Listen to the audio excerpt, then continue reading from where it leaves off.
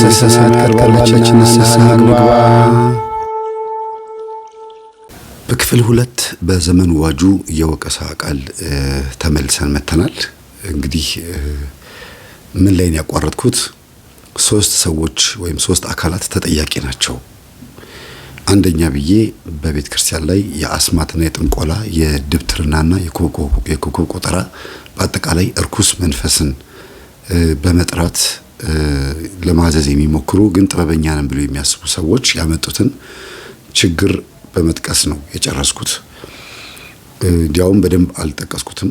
ግን እነዚህ ሰዎች የቤተ ክርስቲያን የጀርባ ቅማል ሆነው ውስጥ ያለውን የአገልጋዮችን ውጥንቅጥ ትርምሱን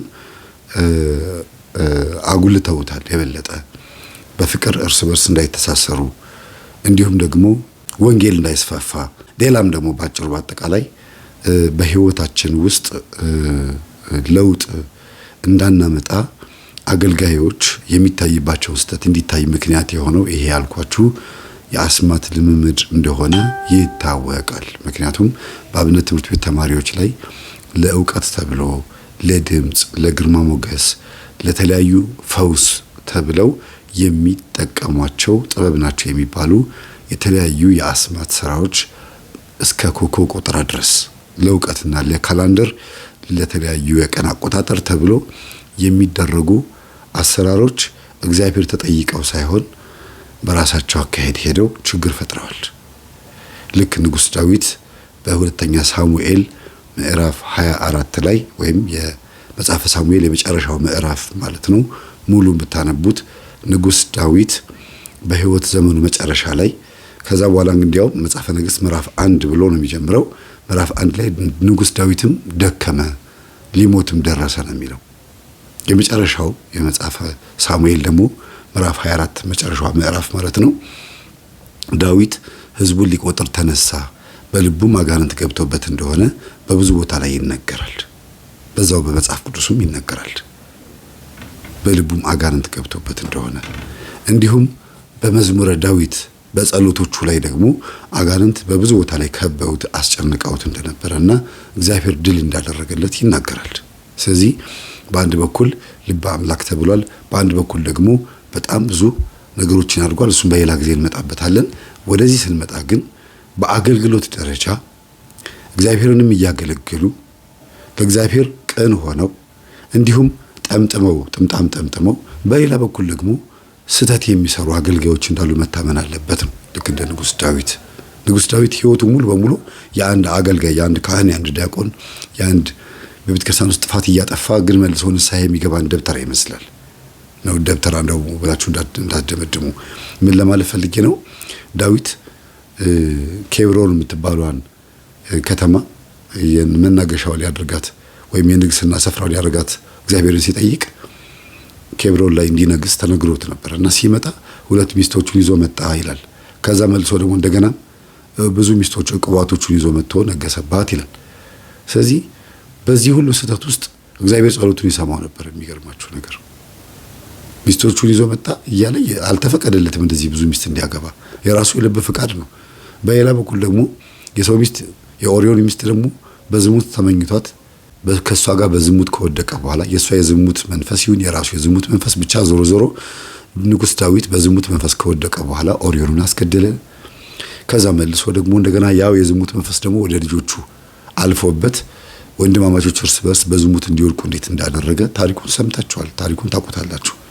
ይሄው ታሪክ አሁንም በደብተራዎች ላይ ይደገማል። የሚገርማችሁ በአባቶቻችን ላይ ይደገማል። በብዙ ቦታ ላይ እንሰማለን እናያለን። እና የአባታችን የቅዱስ ዳዊት በረከት ይደርብንና በመጨረሻ ንስሐ ገብቶ ነው በርግጥ ያረፈው። እና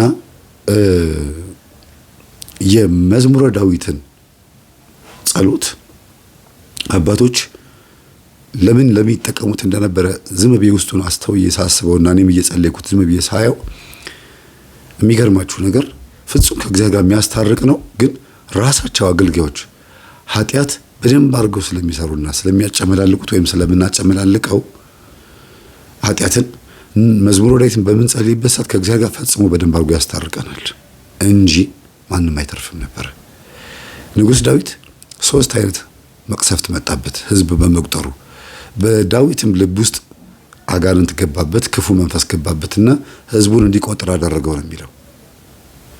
ህዝብ ቆጠራ ምንም ማለት አይደለም። በዛው ምዕራፍ ውስጥ የሚገርማችሁ ህዝብን መቁጠር ተለምዶ እግዚአብሔር እንዲያውም ቁጠር ያለው ሰዓት ነበር። ግን ንጉሥ ዳዊት በራሱ ተነስቶ ቆጠረ ሳይፈቀድለት።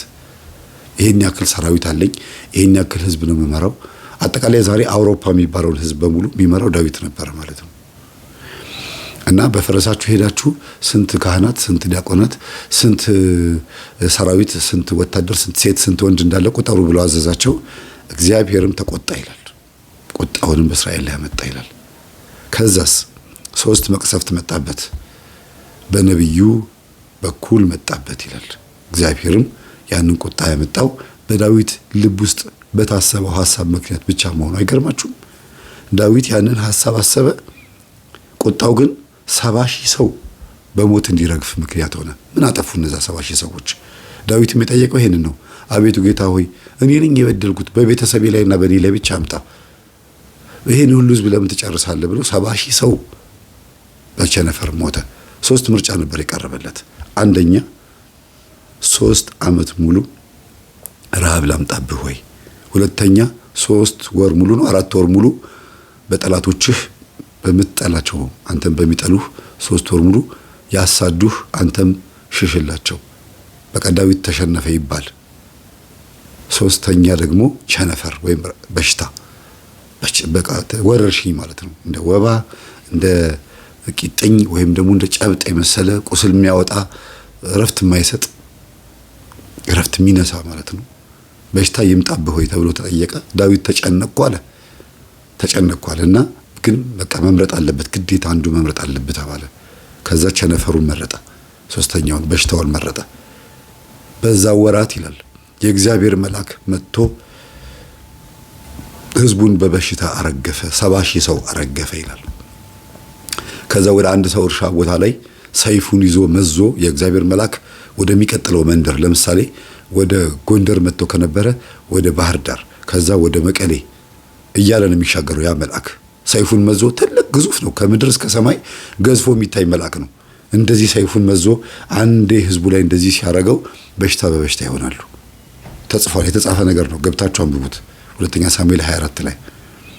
ከዛ ያ መልአክ ወደ አንድ ሰው እርሻ ቦታ መጥቶ አሁንም እርሻ ምን ሊያመጣ በሽታ ሊያመጣ ሲል እግዚአብሔር በቃ አለው። ይበቃል። ዳዊት በጣም አዝኗል፣ ንስሐ ገብቷል። ዳዊት አልቅሷል። ምን አጠፉ እነዚህ ህዝቦች? እኔ ነኝ ያጠፋሁት፣ እባክህን በእኔና በቤተሰቤ ላይ ብቻ ይምጣ ይሄ መቅሰፍት ብሎ ለመነ ይላል። ልበ አምላክ የተባለው ለዚህ ነው። እጅግ በጣም ሩሩ ነው ዳዊት። ግን ያው መንፈስንም ደግሞ ያስተናግድ ነበር። ይሄ የታወቀ ነገር ነው። የዝሙት መንፈስ የሚገባበት ነበረ፣ የትዕቢት መንፈስ የሚገባበት ነበረ። እንደዚሁ ደግሞ ህዝብ ይቆጠር ብሎ ደግሞ የከንቱ ውዳሴም መንፈስ ይገባበት ነበረ። በብዙ አይነት ነገር ይስተናገድ ነበር። ግን ደግሞ ጠላቶቼን አርቅልኝ፣ አሳድልኝ፣ በሌሊት አስጨነቁኝ፣ እንደዚህ ሆንኩኝ እያለ መዝሙረ ዳዊትን የማይጸለየው ሰው የለም። እዛ ሁሉ ላይ ያሉት ያስጨነቁት ጠላቶቹ እኮ ሰዎች ብቻ አይደሉም፣ አጋንንትም ጭምር ናቸው። ከዛ ግን ደግሞ እግዚአብሔር ይመጣል። ለምን? እግዚአብሔር እረኛዬ ነው ብሏል። ከዛም እግዚአብሔር በቃ አለውና መልአኩን አስቆመው ይላል። በአንድ ሰው እርሻ ቦታ ላይ ቆመ። ያም የእርሻው ባለቤት ነቢያትም አዩት ያንን መልአክ፣ ዳዊትም አየው ይላል። ያ መልአክ ቆሞ አዩት። ከዛ ዳዊትና ሰራዊቶቹ እየገሰገሱ መጥተው በዛ ሰው እርሻ ቦታ ላይ ጠየቁት። በአንተ እርሻ ቦታ ላይ የቆመ አንድ መልአክ አለ። በሽታው አንተ እርሻ ቦታ ላይ ነው የቆመው፣ አንተ አገር ላይ አንተ ቦታ ላይ ነው የቆመውና ከስንዴህ ከመሬትህ ከምንህ ስጠኝና ገዝቼ መስዋዕት እዚህ ቦታ ላይ መሰዊያ ሰርቼ መስዋዕት ለእግዚአብሔር ላቅርብና እግዚአብሔር ይቅር እንዲልኝ እባክህን አለው። ጭራሽ ንጉሱ ወርዶ ያንን የእርሻ ባለቤት ለመለመን ጀመረ። አረ የእግዚአብሔር ሰው አንተ እኮ ንጉሳችን ነህ፣ የፈለግከው መጠቀም ሲያለ እንዲያውም አልሸጥልህም፣ እንደፈለግህ ተጠቀም ሲለው ነው በገንዘቤ ገዝቼ ነው መስዋዕት ማቀርበዋል። የሚገርም እኮ ነው። ዛሬ ላይ አገልጋዮች እንደዚህ ነው ማለት ያለባቸው። ከእግዚአብሔር ቤት በተገኘው ሳይሆን በጉልበታቸው ተንበርክከው መስገድ መጸለይ ያለባቸው። ያ ነው ገንዘባቸው። ያ ነው በገዛ ገንዘቤ ገዝቼ ነው መስዋዕትን ማቀርብ ያለው ዳዊት ይሄንን ነው። እና በጣም የሚገርመው ነገር አገልጋዮችና ንጉሥ ዳዊት ህይወታቸው ተመሳሳይ ነው። ለዚህ ነው አዘውትረው መዝሙረ ዳዊትን የሚጸልዩት አገልጋዮች በድብቅ በአፋቸው። ጸሎቱ በአፉ ነው ይባላል አይደለም? ዛሬ ላይ ግን እንደዛ ነው። እውነት አገልጋዮች መዝሙረ ዳዊትን እንጸልያለን ይጸልያሉ። እግዚአብሔር ይታረቀን እና ዳዊትም መስዋዕቱን አቀረበ፣ እግዚአብሔርም ታረቃቸው፣ በሽታውም ራቀ ይላል። ዛሬም ያለብን የመጣብን መቅሰፍት የክህደት፣ የኑፋቄ፣ የተሐድሶነት በሽታ ገብቷል። የሆነ ሰው እርሻ ላይ ቆሟል። በቃ መቅሰፍቱ እንዳይቀጥል ተብሎ ሚዲያው እያቀጣጠለው ያለው ምንድነው? የሆኑ ሰዎች አሉ። በቃ የሆኑ ሰዎች አሉ። አሁን ሰባኪያን ተሰብስበን አገልጋዮች ተሰብስበን መነጋገር አለብን ያልኩት ባለፈው ለዚህ ነው። እና የመጀመሪያዎቹ ተጠያቂዎች አገልጋዮችና በተለይም ደግሞ አስማት ድግምት ውስጥ ያሉ ሰዎች ናቸው። እነሱ ንስሐ ካልገቡ እግዚአብሔር ይቀስፋል፣ ይቆጣል። እንዲያውም በዚሁ በመጽሐፈ ሳሙኤል ላይ የሚገርመኝ ነገር ሁለተኛ ሳሙኤል ላይ ምዕራፍ 22 አካባቢ ላይ ነው ያለው። ንጉሥ ዳዊት አንድ ነገር መጣ፣ ረሃብ መጣ ይላል በዳዊት ከተማ። ምንድነው ምክንያቱ ሲባል አንዲት ከተማ ላይ እግዚአብሔር ተቆጥቷል። ያቺ ከተማ እንዳትነካ እግዚአብሔርና ሕዝቡ መሐላ ተማምለው ነበረ። ሳኦል ግን ይሄን መሐላ አፍርሶ ሕዝቡን አስገበረ፣ ገደለ። ይሄን መሐላ ያፈረሰው ሳኦል ነው። ስለዚህ በዚህ መሐላ መፍረስ ምክንያት በእስራኤል ላይ ረሃብ መጣ። የሚገርም እኮ ነው። ይሄን ግን በዳዊት ዘመን የታወቀው እግዚአብሔር የማይረሳ መሆኑን እንደዚህ ይሁት። በዛ ከተማ ላይ የሚኖሩት እንዲያውም አሞራውያን ናቸው። እስራኤላውያን አይኖሩም። ግን ቃል ተገብቶላቸው ነበር፣ አንነካችሁም ተብለው ቃል ተገብቶላቸው ነበር። ያ ረሃብ እንዲወገድ፣ በእስራኤል ውስጥ የመጣው ረሃብ እንዲወገድ ግዴታ የዚህ ኃጢአት ገፈት ቀማሽ መሆን የሚገባቸው የሳኦል ቤተሰቦች ናቸው። እኔ ያ ምዕራፍ እንዲያውም አባቶች ቢያብራሩት ደስ ይለኛል። ያልገባኝም ነገር ስላለ ነው። እንዲያውም ህዝቦቹ ምናል ወርቅ እንስጣችሁ ምን እናርግላችሁ ብሎ ዳዊት ጠየቃቸው። እግዚአብሔር ከሀገራችን ላይ ረሃቡን እንዲያጠፋልን ከእናንተም ጋር እንድንታረቅ እስቲ እንታረቃለን። ዳዊት እኮ በመሃል አስታራቂ ነው የመጣውና ምን እናርግላችሁ ሲባሉ እኛ ምንም አንፈልግም፣ ግን ከእናንተ ሰዎች 7 ሰዎችን ነው ምናምን ስጡን አሉ።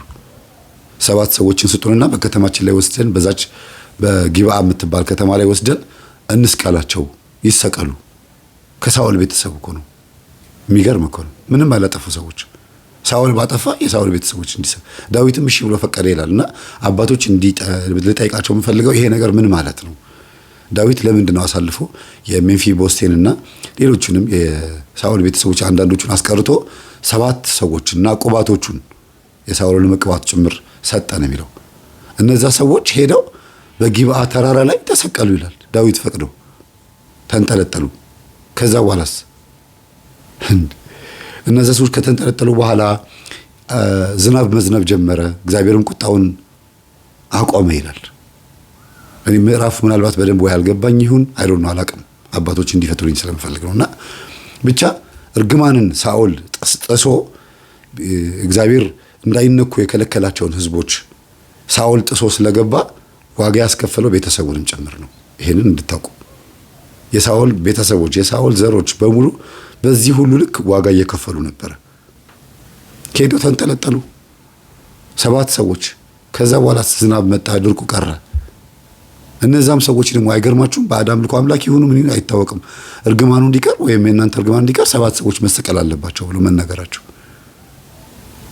እና አንዳንድ ጊዜ ፍርድ ከባድ ነው እና እንደዚህ ዋጋ የምትከፍሉበት ሁኔታ ይመጣል። አገልጋዮች የሆኑ ሰዎችን አስራት ገንዘብ ወስዳችሁ ከሆነ በአስማትና በድግምት የሆኑ ሰዎችን ህይወት አበላሽታችሁ ከሆነ የነዛ ሰዎች ዕዳ እናንተ ቤተሰብ ላይ ይመጣል። ምናልባት የሚያታልላችኋቸው በዝሙት የሚያታልላችኋቸው ተማሪዎች ልትኖሩ ትችላላችሁ። አገልጋዮች ራሳችሁን ተመልከቱ። በእናንተ ህይወት ውስጥ የተታለሉ ሰዎች ህይወት ዕጣ ወይም እድል ፈንታ እናንተ ላይ መጥቶ ደግሞ ገፈት ቀማሽ ነው የምትሆኑት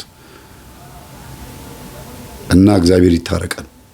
ሲታረቅ ደግሞ እንደዚህ አይነት እርቅ ደግሞ አለ። አንዳንዴ 7 ሰዎች ተሰቅለው በእስራኤል ከተማ ላይ መጥቶ ዝናብ ዘነበ፣ ከዛም ወደ ነበረበት ሁኔታው ተመለሰ ይላል።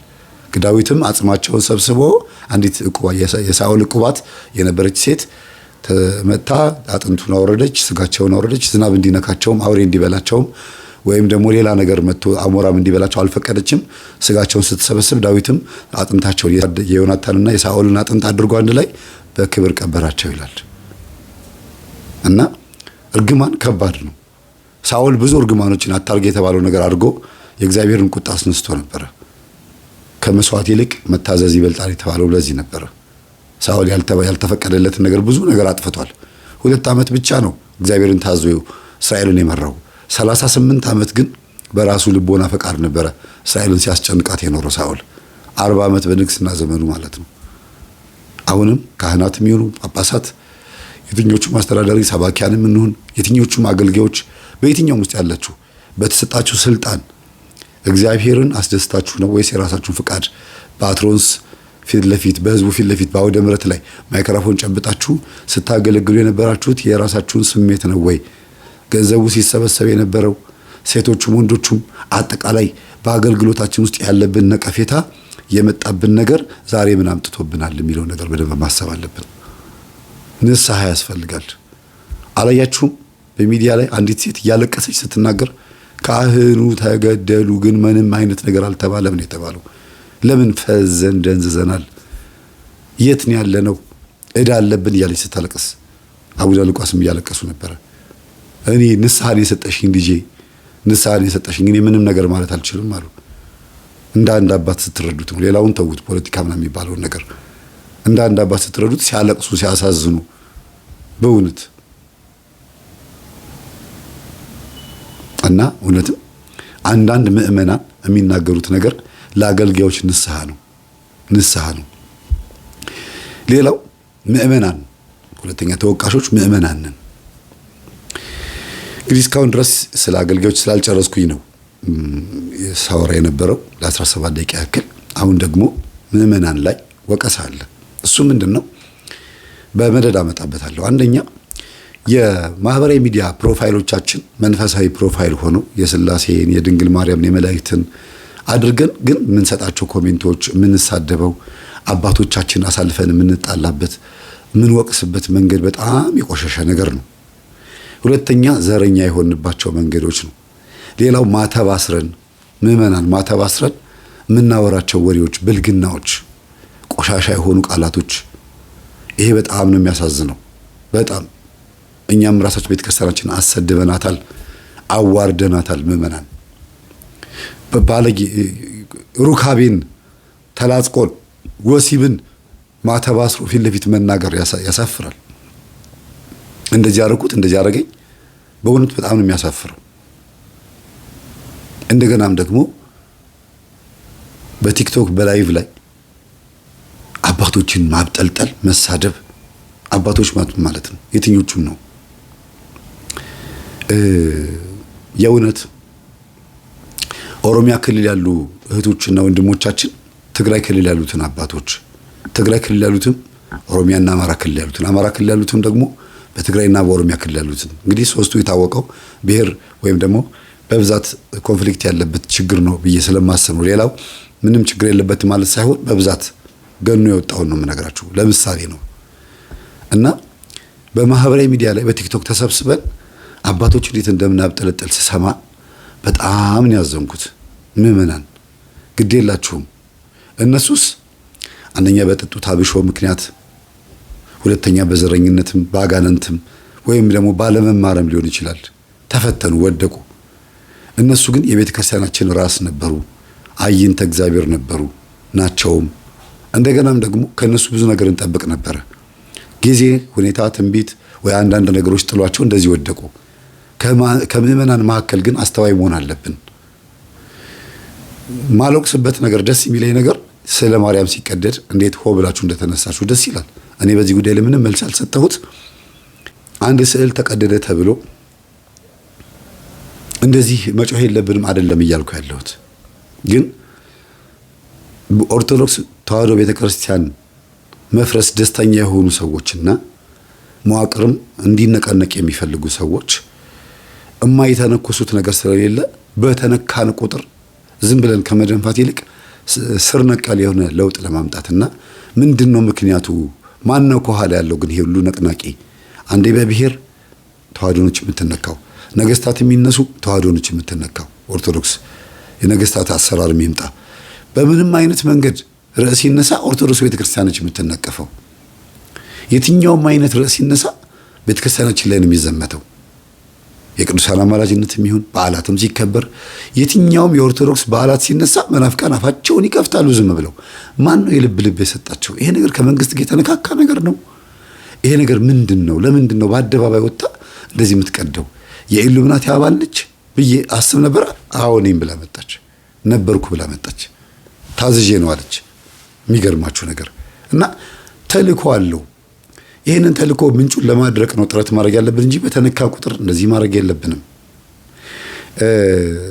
ደስ ይላል መምህራን ተነስተው ስዕል ምን ማለት እንደሆነ ለማብራራት ማሞከራቸውና ብዙ ርቀት መሄዳቸው መፋጨቱ ምንም ማለት አይደለም። ግን እዛ ፍትጊያ ውስጥ ቸኩዬ አልገባም። አንዲት ሴት ልጅ ተገዳ ተደፈረች ተባለ። ታስታውሱ እንደሆነ ፌቨን እንደሷም የመሰሉ ሌሎች እህቶች ህፃናቶች ልጆቻችን ተደፈሩ ተባለ።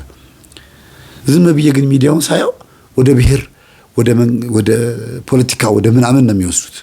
ነገሩ በአንዴ ሰዓት ይሆናል ሚዲያ ላይ።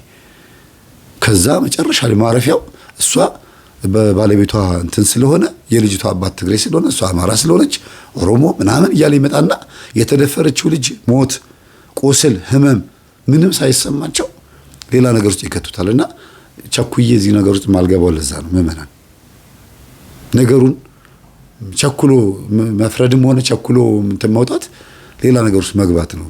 እንደታሰሩት መታሰር ፈርተን አይደለም፣ ወይም ደግሞ ሌላ ነገር አይደለም።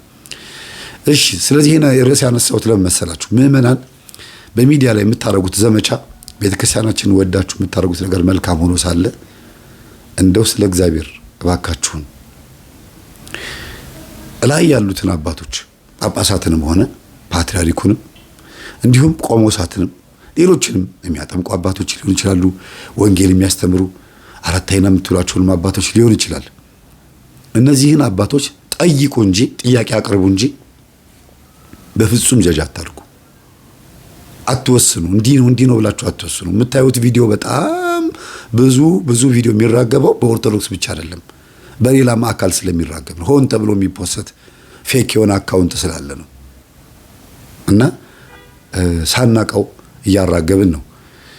ሌላው ደግሞ የሆነ ግብረ አበር አለ፣ ግሩፕ አለ። በማህበራዊ ሚዲያ ሊሆን ይችላል፣ በኦርቶዶክስ ከማህበራዊ ሚዲያ ውጭም ሊሆን ይችላል። ኦርቶዶክሳዊ ማህበር፣ ኦርቶዶክሳዊ ዝክር የሚለው እንዳለ ሆኖ ሌላ ማህበር አለ። ልክ አንድ ርዕስ ሲነሳ ሆ ብሎ ቱግ ብሎ ተነስቶ እንትን ነገሩ እንዲቀጣጠል የሚያደርግ በአንድ ጊዜ በሰው ጆሮ ላይ እንዲደረስ የሚያደርግ የሆነ ኃይል አለ። ያ ኃይል ምንጩ ምን እንደሆነ ሳታውቁ የእውነቴን ነው የምላችሁ፣ ምንም ነገር ውስጥ አትቀላቀሉ። ኒውትራል ሁኑ። ከዚህኛው አትሁኑ። የአንዲት ቤተክርስቲያን አካል ብቻ ሁኑ።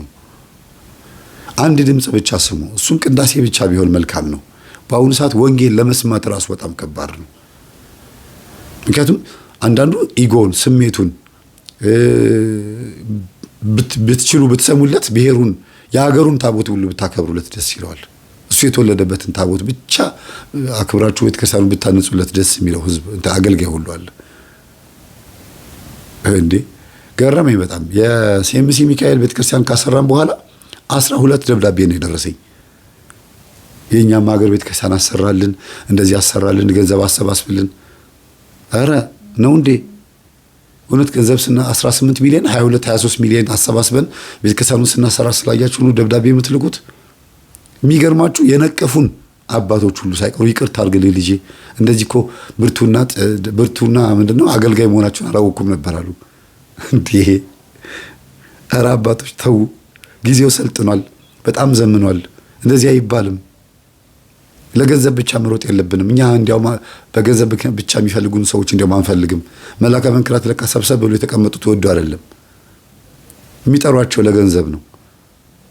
ካህናት፣ ዲያቆናት እርስ በርስ ሳይስማሙ ልናስተምርም ለፈውስ አገልግሎትም ስንሄድ የቤተ ክርስቲያን ቆጣሪ ከኋላ ያጠፉታል። ያልተስማሙት ዲያቆናት ውሃውን ይዘጉታል፣ ችግር ይፈጥራል። ሰንበት ተማሪዎችን ሆ ብሎ ያስነሳሉ። እርስ በርስ ራሱ ገና ናቸው። ምንድን ነው ተብሎ ሲጠና እውነቴ አንድ ቤተ ክርስቲያን ላይ በደንብ አጠናሁኝ እና አስተምር ተብዬ ተጠራሁ። ሄድኩ፣ አስተማርኩ። ልክ እንደባለፈው ተሞክሮ ነው የምነግራችሁ። እንዴ ከዛ በኋላ ግን ብዙ ዘመቻ ተነስቶ አቆምኩኝ። እሺ ወንድሞች አጥፍቼ ነው ይቅርታ፣ በቃ ጥፋት አጥፍተናል፣ እስቲ ምከሩኝ፣ አስተምሩኝ ብዬ ጉባኤያቸው ላይ ተገኘሁኝ፣ እነዛ የተቃወሙኝ ወንድሞች መካከል። ከዛ አንተና ግርማ የምታደርጉት ትክክል አይደለም፣ እንደዚህ ነው። እሺ ልክ ናቸው፣ እሺ ግን ትክክለኛው መንገድ ንገሩን እስቲ፣ እንዴት ነው ትክክል መደረግ ያለበት ስንል ጊዜ በቃ እናንተ ከዚህ ጨዋታ ውጡ፣ ሌላ ምን ቤተክርስቲያን እናንተ ዝም ካላችሁ ቤተክርስቲያን ሰላም ታገኛለች አሉ። እውነት? አዎ። እንዴ ቤተክርስቲያን ዳው ቤት ውስጥ ገብታ ጨሌ ያስጥላለች? ቤተክርስቲያን እውነት ባዕድ አምልኮ በተገቢው መንገድ አስጥላለች፣ አስቆማለች? በቤተክርስቲያን ጓሮ የሚተከለውን አፄ ፋሪስ አስነቅላለች? በገጠር አብያተ ክርስቲያናት ደብተራዎች አትክልት የባህል ሕክምና ብለው የሚያስፋፉትን መርጌታ የሚለውን ስም ከነዚህ ሰዎች ነጥቃ፣ ከደብተራዎች ከአስማተኞች ነጥቃ ራሷን ነፃ አውጥታለች? እንዴት ነው የምታስቡት እናንተ ራሳችሁ? እኮ እንዲያውም አሁን ስታወሩ ዝም ብዬ ካዳመጥኳቸው ማለት ነው እንዲያውም በጥበብ የምታምኑ ትመስሉኛላችሁ አልኩሽ። አዎ ጥበብ የቤተ ክርስቲያን ነው አሉኝና ቁጭ አሉ። ስለዚህ እኛ ዝም ካልን ነው ቤተ ክርስቲያን ሰላም የምታገኘው ሳይሆን እኛ ዝም ስንል ደብተራዎች በደንብ ቢዝነሳቸውን ያቀላጥፋሉ፣ እንዲያውም በደንብ ይቀጥሉበታል ማለት ነው ብላችሁ ብትነግሩኝ ነው የሚሻለው ብዬ ስላቸው በጣም ተናደዱ። እኛ እኮ ተጠጽተ መስሎን ንስሐ ገብተ መስሎን ምክር ፈልገ መስሎን አሉኝ። ኧረ ነው እንዴ? በትህትና ዝም ብሎ ማዳመጥ ጅልነት ነው። በጣም የሚገርማችሁ እንዳለ ደብተራዎች ናቸው። በኋላ ሳጠና እያንዳንዳቸውን ሳጠና በሙሉ ትምህርታቸውን አቆም ያሉን በሙሉ ደብተራዎች ናቸው። አንድ እንኳን ሌላ ትምህርት የተማረ ሰው የለም። የእኛን ትምህርት ደግፈው ደግሞ እኔ እንዳስተምር እዛ ቦታ ላይ እኔ በማስተማሪ በጣም ብዙ ጉባኤ ሰው ተሰብስቦ መምህር ተስፌ ዛሬ ይመጣል ተብሎ ጥያቄ ለመጠየቅ አጀንዳና ወረቀት ይዞ ያልመጣ ሰው የለም። ታውቃላችሁ፣ ግጥምን ያለው ጉባኤው። እግዚአብሔርን በዚህ አጋጣሚ አመሰግነዋለሁ። በዚህ ልክ እንደዚህ መምህር ተስፌ ይመጣል ተብሎ መምህር ምረታብ ሲመጣ የነበረውን ጉባኤ ታቻውል አይደል? በዛ ልክ ማለት ነው። በዛ ልክ ማለት ነው። ጉባኤው ጥልቅልቅ ነው ያለው። ምናልባት የምፈውስም መስሏቸው ሊሆን ይችላል።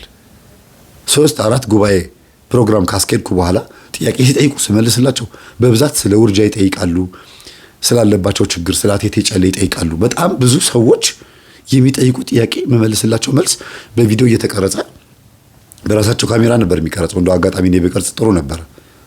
መቅረጽ አትችልም ተብዬ ነው እኛ እንቀርጸውና እኛ ጉባኤውን እናስፋፋበት አሉኝ። ይሻልኳቸው።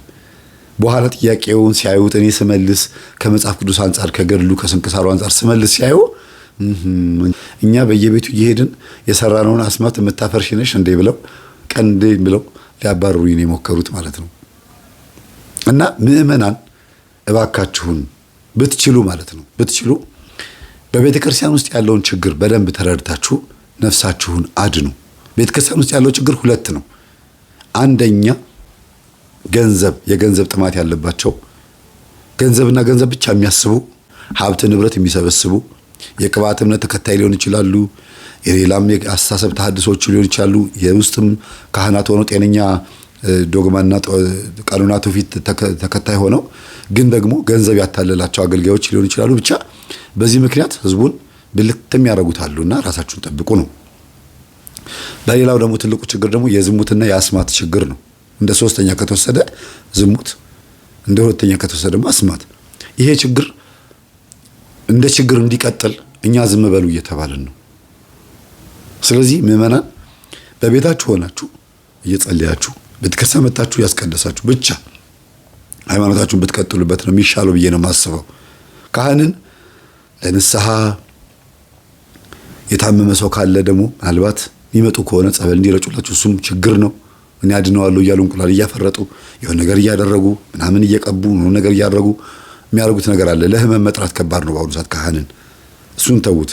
ለእርቅ፣ ለለቅሶ፣ ለሰርግ፣ ለግራጁዌሽን እንዲባርኩ ንስሐ አባት አለ ለማለት ካልሆነ በስተቀር ለሌላ ነገር አባቶችን መቅረብ በአሁኑ ሰዓት ከባድ ሆኗል።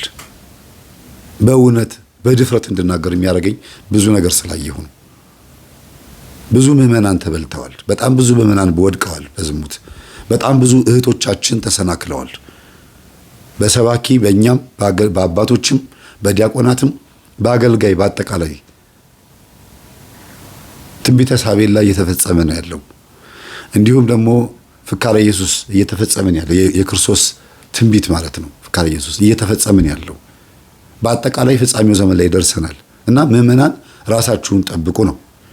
የምትወቀሱበትም አንዱ ትልቁ ነገር ደግሞ ምንድነው? በደንብ አስተውላችሁ አገናዝባችሁ ቤተክርስቲያንን በተገቢው መንገድ አስራት በኩራት ባለማውጣት ምዕመናን ማለት ነው። በተገቢው መንገድ ገንዘቡ ተገኘም አልተገኘም ባገኛችሁ ሰዓት አስራት ማውጣት፣ ቤተክርስቲያን መጥቶ በስርዓቱ ማስቀደስ፣ ጸበል መጠመቅ የላችሁበት። በቃ ሰንፋችኋል። በዚህ ህይወት ውስጥ ከዚህ ነገር ወጥታችኋል። በእርግጥ ወዳችሁም አይደለም፣ መውቀስ በእናንተን ከባድ ያደርገዋል። በምዕመንነታችሁ መታችሁ ብታዩት ነገር ያናድዳችሁ ይሆናል። እንዴት ከአባቶች ይሄ ነገር ይታያል? እንዴት አባቴ ዘረኛ ይሆናሉ? በፊት ኢህአዴግ በነበረበት ሰዓት ይሄኛው መንግስት ባልመጣበት ጊዜ በየቤቱ እየዞሩ ጸበል ይረጩ የነበሩ አባቶች አሁን ቀርተዋል። ለምንድን ነው? ምክንያቱ ምንድን ነው? እንደገናም ደግሞ በብዛት ብሔራቸው ስለ እውነት እንናገር ከተባለ ማለት ነው ብሔራቸው ተመሳሳይ የሆኑ አባቶች ደግሞ በብዛት በየሰው ቤት ደግሞ ተለቀዋል። ምክንያቱ ምንድን ነው? ከላይ ጀምሮ ከፓትርያርክ እስከ ታች ድረስ መንግስትና ሃይማኖት ለምንድን ነው መዋቅሩ እኩል እንዲሄድ የሚደረገው? ለምንድን ነው ሃይማኖት ለብቻው የማይተወው? ምዕመኑ በራሱ ግራ የገባው እኮ ለዚህ ነው። እና በጣም ያስጨንቃል። ጊዜው ስለሚያስጨንቅ ምዕመናን አንገታችሁን ደፍታችሁ እቤታችሁ እየሰገዳችሁ እየጸለያችሁ ቤተክርስቲያን ለማስቀደስና አንዳንዴም ትክክል የሚያስተምሩ ከሆነ ወንጌሉን ለመስማት ትመጣላችሁ ማለት ነው። ስሜታቸውን ማያንጸባርቁ ከሆነ ሰባኪያን የግል አስተሳሰባቸውን ማያንጸባርቁ ከሆነ እንጂ በጣም ከባድ ነው። ማህበራዊ ሚዲያውን ስትከፍቱት ከባድ ነው። የምታዩት ነገር ከባድ ነው። የምትሰሙት ነገር ከባድ ነው። ለዚህ እኮ ነው ኢቢኤስን ለማየት እኮ ልባችሁ የሚያዘነብለው። የሰይፉ ፋንታውን ፕሮግራም በ24 ሰዓት ውስጥ 100 ምናምን ሺህ 50 ምናምን ሺህ ፕሮግራም የሚታየው መዝናኛ አባይ ቲቪ ላይ ሌላ ቦታ ላይ የቅዳሜ መዝናኛ ምናምን ላይ ሰው ትኩረት የሚያደርገው እኮ ተጨንቆ እኮ ነው። ወዶ አይደለም፣ ግራ ገባው። ቢያንስ እኮ ትንሽ ልሳቅ ልዘና ልበል ብሎ እኮ ነው። እና ተምታታብን። በዚህ አሁን እንኳን በቀደም በለቀኩት ማነው አስራተ ገብርኤል በሚባለው እንኳን ቪዲዮ ስለቅ አረ መምህር ተምታታብን፣ ግራ ገባን እኮ ምናምን ብላችሁ ትጽፋላችሁ አይደል? እሱም ደግሞ ከትናንትና ወዲያ መቼ ዕለት ነው ተስፋዬ ማን ነው ብሎ ጻፈና ከላይ ሚስጥሩ ሲገለጥ ምናምን ብሎ ጻፈ። ይሄ ዩቲዩበሮች የሰውን ትኩረት ለመሳብ ተምብሊናቸውን ወይም ደግሞ የዩቲዩባቸውን ርዕስ ትኩረት ለመሳብ እስቲ ምን አለ ምን ሊል ነው? ይሄ ደግሞ በቀደም መምህር በደንብ አድርጎ ስለሱ ስለተናገረ መለሰለት እንዴ ብሎ ሰው እንዲገባ በሲስተም አድርጎ የጻፈበት መንገድ ነው። በጣም የሚገርማችሁ ነገር እና የጻፋችሁት ኮሜንት ግን አሳዘነኝ በእውነት። ለምን ምን ያህል ግራ እንደተጋባችሁ ነው የሚያሳየው። መለየት እንዴት እንደተቸገራችሁ የዋሃን አሉ። መረጃ እንኳን እያቀረብንላቸው በትዳሩ ላይ እንዴት እንዳደረገ ቴዎሎጂ ሳይገባ መምህር ነኝ ብሎ አትሮስ ጨብጦ መጽሐፍ ቅዱስን ገልጦ ላስተምር። እኔ እንኳን ራሱ ገና አንድምታ ገና እየተማርኩ እኮ ነው ያለሁት። እናንተ መጋቢ አዲስ ለመባል መጋቢ ብሎ ለመባል ገና 5 ዓመት እኮ ትምህርት ያስፈልገዋል። ቴዎሎጂ ተመርቄ ያለው ቁጭ ማለት አያስፈልግም። የእውነቴን ነው የምላችሁ። እባክህን ቴዎሎጂ ገብተህ ተማር ብዬ የለመንኩት የነበረው ወደፊቱ ብዙ ኦዲዮ አወጣላችኋለሁ። ቴዎሎጂ አልተማረ፣ የትኛውም ኮርስ ትምህርት ቤት ሰንበት ትምህርት ቤትም አልተማረ። ካህናት አባቶች ልብሰ ተክህኖ ለብሰው ከኋላው ተቀምጠዋል እኮ ከቅዳሴ እንደወጡ አጋንንት ስላስጮኸ ብቻ እሱ ቆሞ እያስተማረ ምንም አይነት የቤተ ክርስቲያናችን የመጽሐፍ ቅዱስ ትምህርት ያልተማረ ሰው ቆሞ እያስተማረ ጥቅስ ጠቅሶ ስላስተማረ ወይም ምዕመናን እሱም ብለው ስለሚመጡና እንግዲህ ለመጠመቅ ለመፈወስ የሚመጡ ሰዎች ጋር ሳንቲም ከወረወሩ ብለው እኮ ነው አባቶች ለዚህ ሰው መድረክ ሰጥተውታል። እንኳን ለሱ ለኛ እንኳን ራሱ በጥንቃቄ መሆን አለበት እያልን ማለት ነው እንዴ። እና ስለዚህ ሰው እየተናገርን እኮ ነው። እንዴት ከሴት ጋር በዝሙት እንዴት እንደወደቀ እኔ እኮ እንደው መምህር እንዴት በዚህ ልክ የሰው ኃጢአት ታወጣለህ? እግዚአብሔር ከባቴ አበሳ ነው ትሉኛላችሁ ብዬ አስቤ ነው። በጣም ፈርቼ ነው እንጂ ብዙ ነገር እኮ መጣት እችላለሁ። በዝሙት የወደቀበትን ነገር ያወራበትን ድምፅ ራሱ በጣም የሚያስጠላ ቆሻሻ የሆነ ነገር እንደዚህ እንኳን በመረጃ በቪዲዮ እንኳን እያወጣን አረ መምህር ግራ ተጋባን እኮ ነው። ማንን እንመን? ቀድሞ ይሄ ልጅ የቀሲስ ባንቴውን ካሜራማን ሆኖ በነበረበት ሰዓት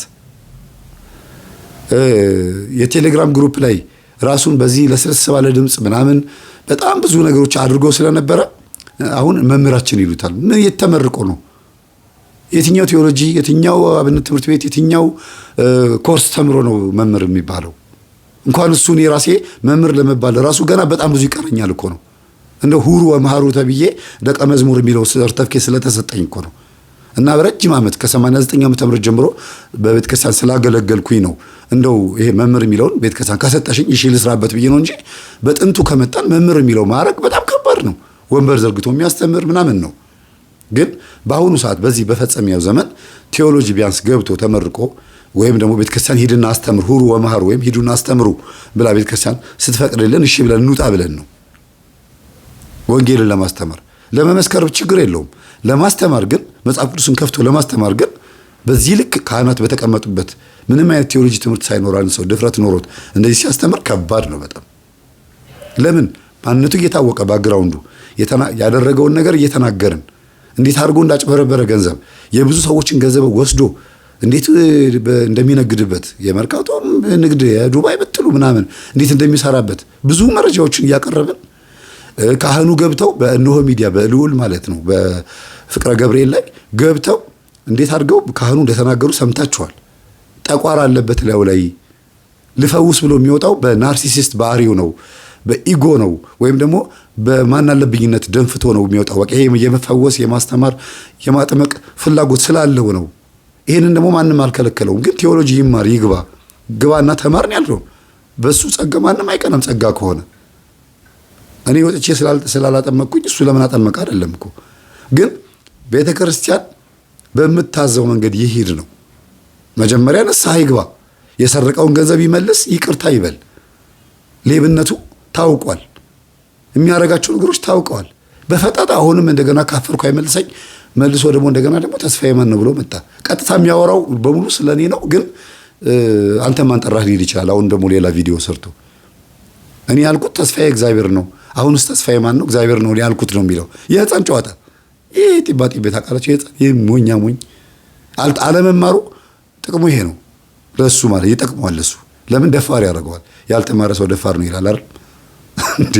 እኔ 3 ዓመት የሰዋስወ ብርሃን ኮርስ ተምሬ የሰንበት ትምህርት ቤትን ኮርስ ተምሬ ገና ደግሞ አሁን ደግሞ ሌላ ትምህርት እየተማርኩ ነው ያለሁት።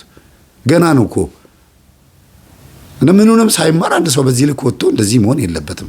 እና ተግራ ተጋባን ያላችሁት በዚህ ልክ ለስለስ ብሎ ስለሚመጡ ነው ሰዎች። ከባድ ነው።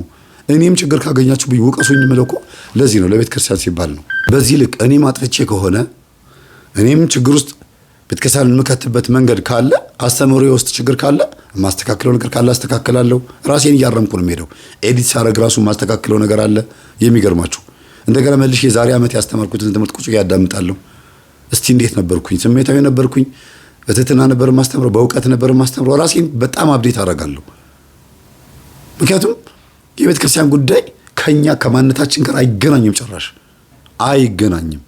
ይሄ ዝም ብሎ አፋቸው የሚከፍቱት ትምህርታችሁ ልክ አይደለም ምናምን የሚሉትን ሰዎች አይደለም። ራሴን ራሴ ገመግማለሁ። እነሱ ራሳቸው ገና ባክግራውንዳቸውን ሳጠና በጣም ፍርስርስ ብሎ ስላገኘኋቸው ማለት ነው። ዞር ብዬ የኛን ትምህርት የሚነቅፉ ሰዎች ማን ናቸው ብዬ ቼክ ሳረግ ትዳራቸውን ለማየት ሞክራለሁ። አጠገባቸው ያለ ሰዎች ይደውሉኛል። የራሱ አጠገቡ ያለ ተስፋዬ ብሎ መምህር ለማለት ግራ የገባው ሰው ተናዶ ማለት ነው። የእሱ ጎረቤት እኔ ጋር ደውሎ መምህር ዩቲዩበሩ ገሌ እኮ ጎረቤቴ ነው፣ ባይገርም ትዳሩ እንዲህ ነው ብሎ ይነግሩኛል። እነሱ ግን የኔን ትዳር ሰምተው ቢሆን ኖሮ እንዴት ነበር የሚያደርጉት? እና አንዳንድ ጊዜ በእውነት ቃሉ ይዞን ትህትና ይዞን የቤተ ክርስቲያን ጉዳይ ይዞን ነው እንጂ ከባድ ነው። በዩቲዩብ ላይ እያንዳንዳቸው ዘመድኩም ብትሉ ጸጋዬ ክፍሉ ብትሉ ቢኒያም ሽታዬ ብትሉ ሌሎችም እንዳለ የነሱ ጎረቤቶቻቸውና ቤተሰቦቻቸው ኢቭን የገዛ ወንድምና አጎቶቻቸው እኔ ጋር ይደውላሉ። አንድም ቀን ግን የነሱ ነገር ተናግሬ አላውቅም። አንድም ቀን ችግር የለውም ንስሐ ይግቡበት፣ አንተ ግን ተጠንቀቅበት፣ እንዲህ ናቸው እነሱ፣ ብዙ እንትን አትበል፣ ለእነሱ መልስ ለመስጠት ብዙም አትሂድ። ምክንያቱም ያን ያክል እንትን እንደው ውሃ አንስተህ ምናምን ለእነሱ ብለህ የምትከራከርላቸው ሰዎች አይደሉም፣ ወይም ደግሞ እንደዚህ የምትላቸው ሰዎች አይደሉም። እንዲህ ናቸው ይኸውልህ ተብሎ ይነገረኛልና ግርም ይለኛል። በዚህ ልክ አይነት እንደዚህ ወራዳ ሰዎች ሆኖ ነው ሰውን የሚሳደቡት። እንደው ባወጣው ምን ሊሉ ነው? ሌላ ትኩሳት ሊነሳሉ። ከዛ እነሱ ደግሞ ወደ እኔ እንደዚህ መጥተው እንዲህ ይሉ ማለት ነው። እና አንዱ ውሃ መሆን አለበት። እና ምዕመናን የሚራገቡት ነገሮች እናንተን ሲያወዛግቧችሁ ምን ታደርጋላችሁ መሰላችሁ? እውነተኛ የሆነውን ነገር ያዙና ቆራጡ ነው። እኔ ትክክል ካልሆንኩኝ ተውኝ፣ በቃ ከኔ ውጡ። እገሌ ትክክል ካልሆነ ከሱ ውጡ። ትክክል ያልሆነውን ነገር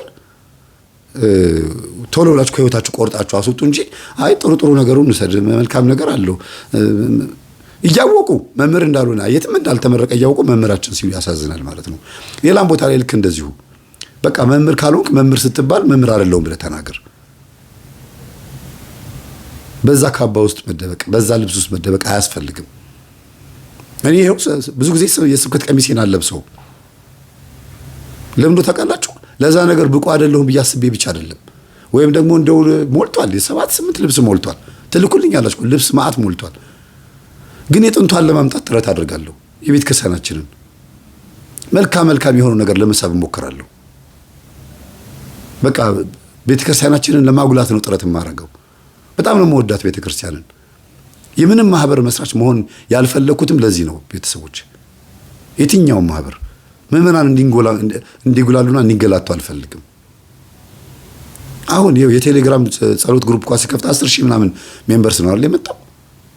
ማህበር እንመስርት ካልን በጣም ብዙ ሰው ይመጣል። ግን በጣም አደጋ ነው፣ በጣም አደጋ ነው። ምዕመናንን ማሰቃየት ነው የሚሆነው። በኋላ ከሆነ ጊዜ በኋላ እንደዚህ ችግር ውስጥ ሲገቡ ምዕመናን ምናምን ማየት አልፈልግም። እና ምዕመናን ተወቃሽ የምትሆኑባቸው ነገሮችን ላይ ራሳችሁን አስተካክሉ። ቲክቶክ ላይ ስትወጡ ከማን ጋር ነው የማወራው? በየዋህነት መውጣት የለባችሁ፣ በእውቀት ነው። ካልሆናችሁ አርፋችሁ መቀመጥ ነው። የማታውቁት ነገር ላይ ተከራካሪ ሆኖ አለመውጣት፣ በማታውቁት ነገር ላይ ጠበቃ አለመሆን። የትም ለማታውቁት ሰው ጥብቅና አትቆሙ። ነገ አንገት ልትደፉ ትችላላችሁ። ሳይድ አትያዙ፣ ወገን አትያዙ። ለሆነ ብሔር፣ ለሆነ ሽፍታ፣ ለሆነ እንትን ወይ ለሆነ ነገር አትወግኑ። ግድ የላችሁም። ለቅዱሳን ብቻ ለመላእክትና ለቤተ ክርስቲያን ብቻ ወግኑ። ጊዜው እሳት ነው ምዕመናን በእውነት እና እንዲህ አትበሉ። የሆነ ጦርነት 2012 ላይ 2013 ላይ ጦርነት የነበረ ጊዜ ላይ የትግራይ ወጣቶች እህቶችና ወንድሞችና እናቶች በጣም ነው ያሳዘኑኝ። ተወዛገቡ። በቃ የወዷቸው የነበሩት የኢትዮጵያ መምህራን የኤርትራ ውስጥም እንደዚሁ ኢትዮጵያም አጠቃላይ ብቻ በአጠቃላይ ተመስመስ ያለ ነበረ። የሆነ ነገር ሲናገር ትግራይን ለመናገር ፈልጎ ነው። እነሱም ያኮርፋሉ። ሰባኪው ማርፎ አይቀመጥም፣ አፉ ዝም ብሎ ይቀደዳል። የማያውቀው ነገር ውስጥ ገብቶ ይቦተለፋል። እነዛን ህዝቦች ያሳዝናል። እዚህ ይመጣና ደግሞ የኦሮሚያ ህዝብ ላይ ደግሞ የሆነ መምህር ሲያስተምር ደግሞ ባለ ጊዜ ስለሆነ እኮ ነው ደግሞ ይባላል። ሰባኪ ኦሮሞ ስለሆነ ብቻ ማለት ነው። በዛ ሲመጣ ደግሞ የአማራ ሰባኪ ደግሞ ሲመጣ ደግሞ ሲያስተምር ደግሞ የሆነ የፋኖ አባል ነህ ይባላል። እና ሚዲያ ላይ የሚሰጠው ኮሜንት በራሱ ይሄ ፎቶ ተለጥፎ የሚነገርበት ነገር በራሱ በጣም እሳት ነው፣ ትኩሳት ነው። እንትን ስለሆነ እኮ ነው ይባላል። ይመዘዛል ወደ ኋላ። እውነትም ይሁን ውሸትም ይሁን እሳት ነው የሚሆነው። ሁለቱም እሳት ይሆናል። ከባድ ነው እና ፍሬ ያፈራል። በኃጢአትም በጽድቅም ሁሉም ፍሬ ያፈራል። የበላትን ያችን የዋጣትን ይዘነፈሳታል መልሶ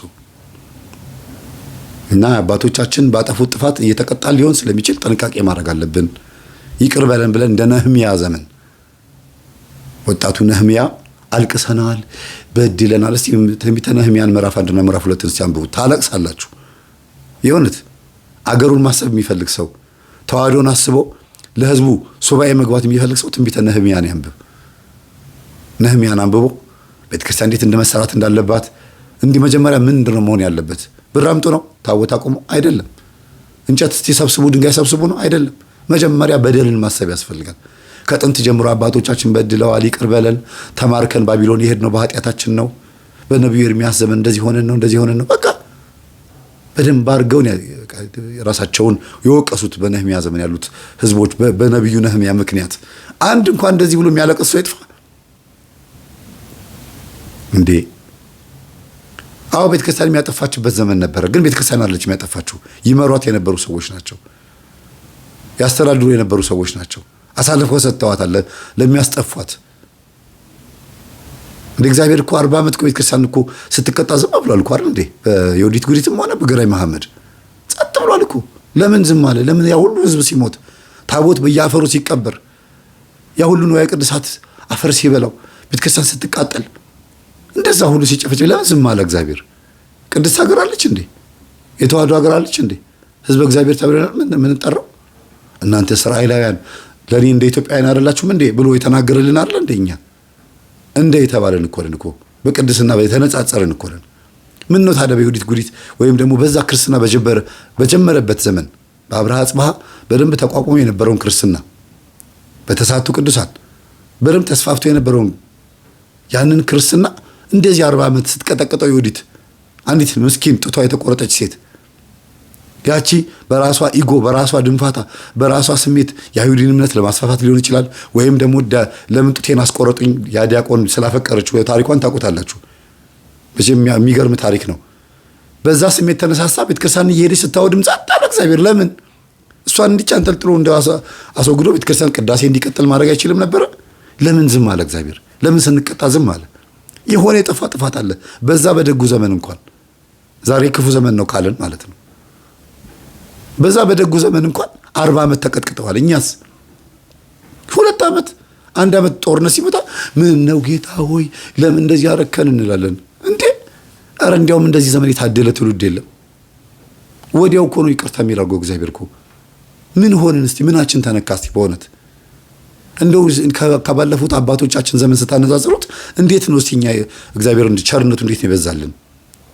ሰኞ ውዳሴ ማርያም ላይ ምን ይላል? ኃጢአት በበዛችበት ስፍራ ላይ እግዚአብሔር ቸርነት ትበዛለች፣ ጸጋው ትበዛለች ይላል። እውነት እግዚአብሔር ጸጋው አልበዛም በዚህ በኃጢአተኛ ዘመን? ምናችን ተነካ እስቲ? ቤተክርስቲያን እንደ ጉድ እየተሰራ ነው ያለው። እንደ ምዕመናን በሞባይል እንማማራለን፣ በኦንላይን እንማማራለን።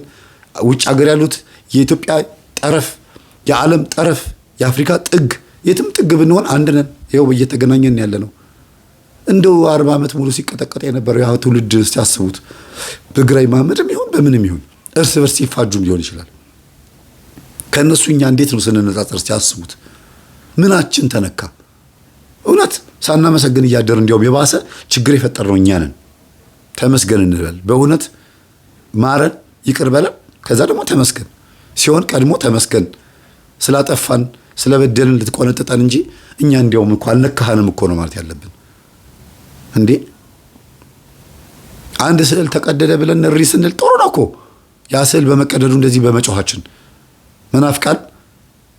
በዛ በኩል ቤተክርስቲያን ደግሞ እየተቃጠለ ነው። ወደ ሆነ ክልል ስትሄዱ ደግሞ ብዙ ክርስቲያን እየታረደ ነው። ያ ዜና ላይ ይነገርም። የሆነ ዩቲዩበር የሆነ ቲክቶከር የታረዱ ክርስቲያኖችን ቪዲዮ ካሳየ ይታሰራል። በቃ ነገሩ እንዲጋጋል ስላልተፈለገ ነው። መንግስት የራሱ ስትራቴጂ ይኖረዋል። ነገሩ እንዳይቀጥል ስለተፈለገ ነው። ለምን ያ ቪዲዮ ቢወጣ በአንድ ስዕል እንደዚህ ከሆነ ያ አንድ ክርስቲያን ሲገደልና ሲታረድ ደግሞ ሲወጣ ቪዲዮ እንዴት እንደሚሆን አስቡት። ስለዚህ ሞት እንዲቀንስ እንጂ እንዲጨምር ነው እንዴት ያደረገው? ነገሩ እንዳይነገር የተደረገው። ለምሳሌ ስቴዲየም ጋር የሆነ እንትን ፈርሶ የሆነ ፖል ነገር ብረት ፈርሶ በጣም ብዙ ወጣቶች ሞተዋል ተባለ። ዜናም ላይ አልተነገረ ምንም አልተ ግን የሞቱ ወጣቶች አሉ። የኔም ቤተሰብ ራሱ ወገቧ ተሰብሯል። አለርት ተኝታለች። የኔ ቤተሰብ እኮ ነው የምላችሁ። እንግዲህ የኔ የገዛ የኛ ቤተሰብ ግን አልተነገረም። ነገሩ ቢነገርና ይፋ ቢወጣ መንግስት ካሳክሶ ሊሆን ይችላል። እኔን የምቀብረውም ብሎ ደግሞ የሆነ ነገር አውጥቷልና ነገሩ እየተጋጋለ በመጣ ቁጥር የሚመጣ ነገር አለ። ለራሱን ፈርቶ ሊሆን ይችላል መንግስት። በአንድ በኩል ግን አንዳንድ ነገሮች በመደበቃቸው ጥቅም አለው። እውነት የባሰ ነገር እንዳይመጣ ብዙ ቤተክርስቲያን ሊቃጠል ይችላል። ብዙ እልቂት ሊመጣ ይችላል። እና እግዚአብሔር ባወቀም ሊሆን ይችላል፣ ሴራም ኮንስፓይረሲም ሊሆን ይችላል። እና ነገሮችን አንዳንድ ጊዜ ዝም በመባሉ እንደ እንትን አትቁጠሩት። አልተነካንም እኛ እንዲያውም በእውነት ለንስሐ ጊዜ ተሰጥቶናል ምዕመናን። ስለዚህ እኛ ጋር ጥፋት አለ፣ ቶሎ ንስሐ አልገብ እንደዚህ እንኳን የሚያስጠላ ትኩሳት የሆነበት ዘመን ላይ ንስሐ አባቶቻችን አላስጨነቅናቸውም። ኮሮና መጣ ሲባል ግን ምን ሞት መስሎን በየቤታችን ሁሉ ሞተ ሲባል አቤት የነበረው ሰልፍ። ንስሐ አባቴን ጠይቄያቸው በኮሮና ሰዓት የነበረው ሰልፍ በስማ ንስሐ ለመግባት የነበረው ሰልፍ እና አንዳንዴ እንደ ሞትን ብቻ አይደለም መፍራት ያለብን፣ ለቤተ ክርስቲያን ማስበን ንስሐ እንግባ ምእመናን ማለት ነው። ሌላው ሶስተኛ ተወቃሽ ብዬ የማስበው እንደ አንድ ሰባኪ ነው ላወራ የምችለው። ሌላው ሶስተኛ ላይ ተወቃሽ ብዬ የማቀርበው ሰውን ግለሰብን ሳይሆን ስብስብ፣ እሱም እንትን ነው አስተዳደርን ነው። አስተዳደር መዋቅር አላልኳችሁም። መዋቅር ሌላ ነው፣ ቃላዋዲ ሌላ ነው። አስተዳደር ማለት አሁን ዘመኑን የሚዋጅ አካሄድን አለመከተል ነው። ቤተክርስቲያን የተማሩ ልጆቿን ሰብስባ፣ የሰለጠኑ ልጆቿን ሰብስባ፣ እንዲሁም በሁለት በኩል የተሳለ ቢላ እንደሚባለው ማለት ነው፣ በመንፈሳዊም በዓለማዊም የገባቸውን ወጣቶችና ትልልቅ ምሁራንን ከመላው ዓለም ሰብስባ ማወያየት ይኖርባታል ብዬ አስባለሁ። እንደ ግብፅ ኦርቶዶክሳውያን፣ እንደ አርመኖች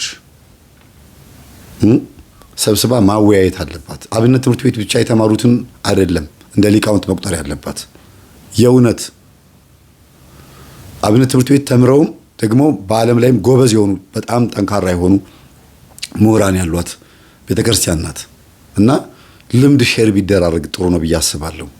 ይሄ ራሱ ትልቅ ለውጥ ያመጣል። ለምን ሲባል ይሄ አለመሆኑ ያመጣብንን ጥፋት 1 3 4 ነገር ላምጣላችሁ። ይሄ አለመሆኑ ሞር በብዛት ትንቢታት እየተፈጸሙ መሆን አለመሆናቸውን በትክክል አስረግጦ የሚነግር አካል ወይም ሊቃውንት ማህበር ያስፈልጋል።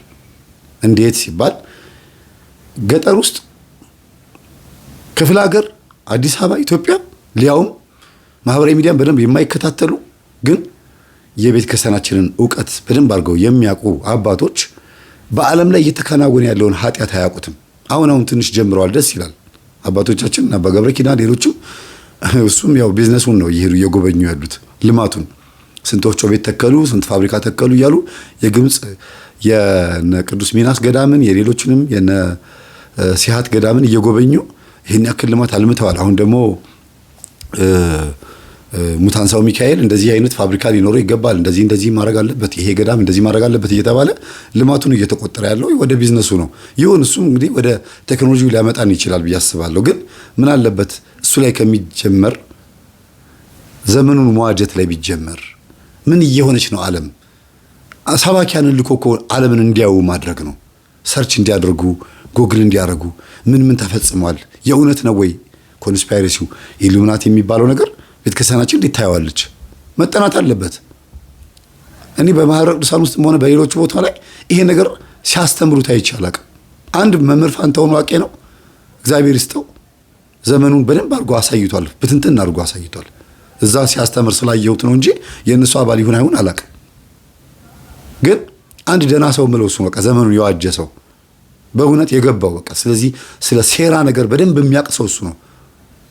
ሴኩላር የሆነውን ነገር በደንብ አድርጎ የሚበትን አንድ በቃ መምህር እሱ ነው ምለው። እኔ ይመቸኛል። እኔን እንኳን ባይደግፍ ትምህርቴ እኔ ግን የሱ ትምህርት ደስ ይለኛል። እና በዚህ ጉዳይ ላይ ቤተክርስቲያን እውነት ፍሪሜስነሪ፣ ራውንድ ቴብል፣ ስኬል ኤንድ ቦንስ ማን ናቸው? ቤተክርስቲያን በደንብ አጥንታ ለምን ደሞ ማታቀርበው?